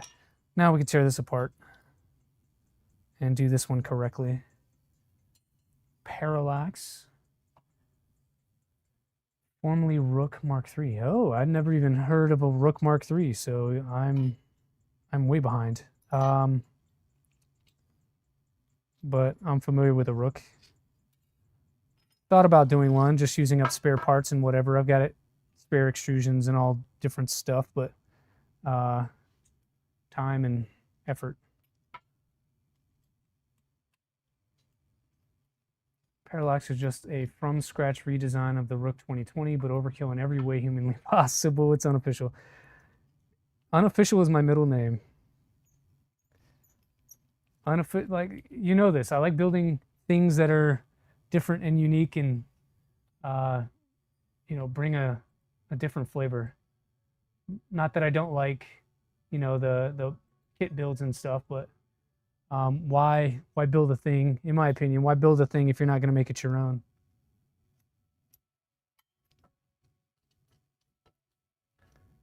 Parallax sounds really cool, though. I'll jump in and take a look. Is it pretty stock? Like you just need stock parts, off-the-shelf stuff? 2 people have built it so far and both work really well. So there's a chance I could be under 5. That's what I'm hearing. My Delta Flyer just got a serial, the one that we finished last week. It is serial number 14. Serial number 14.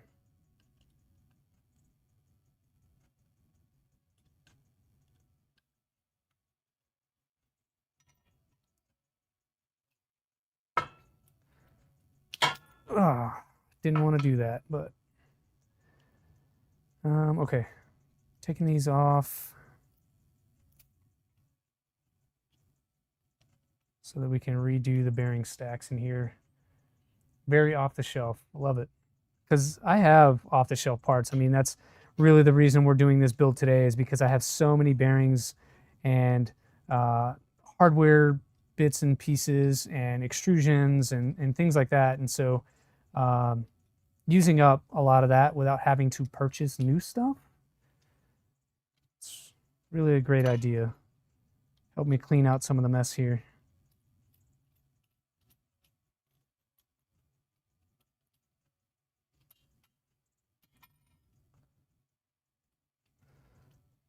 Dude, some of this hardware just does not want to let go. Might be my tolerancing problems here.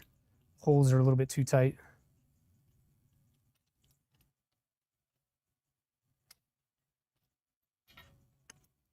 Those M3s just hanging on for dear life. Dude. You have to take it like almost all the way out just to get the damn parts apart.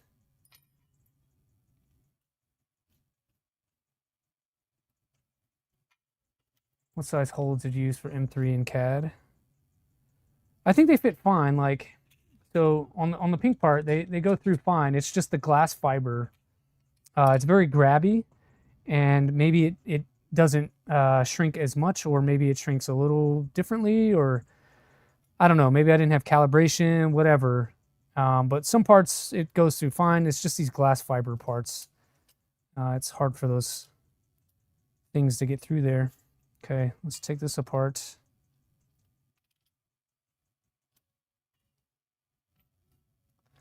All right, let's do this one first. All right, small shim.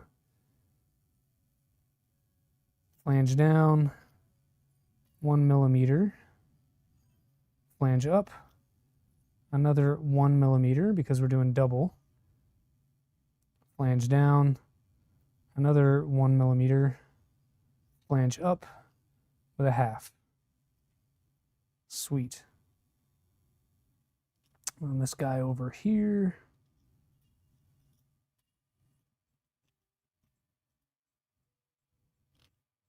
All right, we'll do half. Flange down, 1 millimeter, flange up, and then another half. Okay. Oop.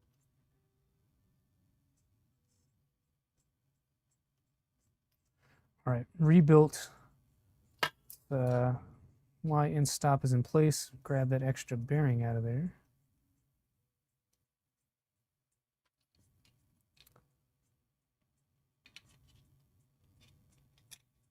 Put these all back together.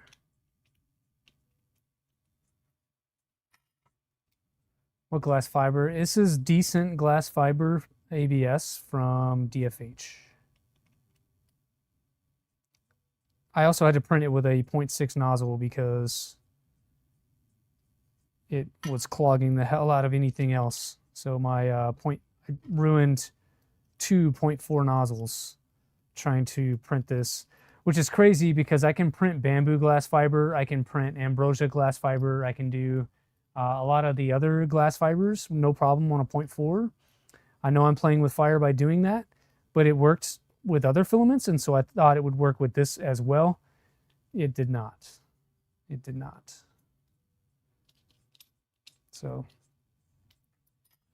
okay, going backwards, we want this to be opposite. So square side, wires come out the square side. Double shear down, hardware down, and then tighten.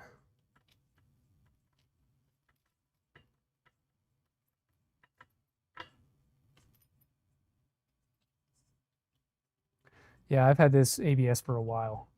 DFH still shipping? I think so. I ordered some salad fork backers the other day, and they shipped. I've got tracking. It says they should be here today. So when we get done, I'll go check the mailbox and see if it actually happened. Voron parts are designed with ABS shrinkage built in. GF filaments don't shrink as much, so the parts come out inch big. Yeah, maybe it's over extrusion, and that's what I'm saying. Maybe it was like my calibration or whatever, because through the pink stuff, fits fine, right? With the M5 hardware, fits just fine, no problems. Coming through here doesn't fit fine. I have to press a little hard, and then the smaller that hole gets, the more hard I need to press. So I think it's just a matter of tolerance. I did something weird or failed to do something.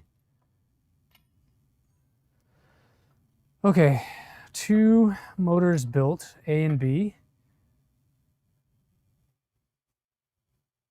You mentioned you had it for years. Did you dry it? No. No, I did not dry it. It was brand new when I opened it. Still vacuum sealed. Not even the bag can say. You may be right. You may be right. But we're here now.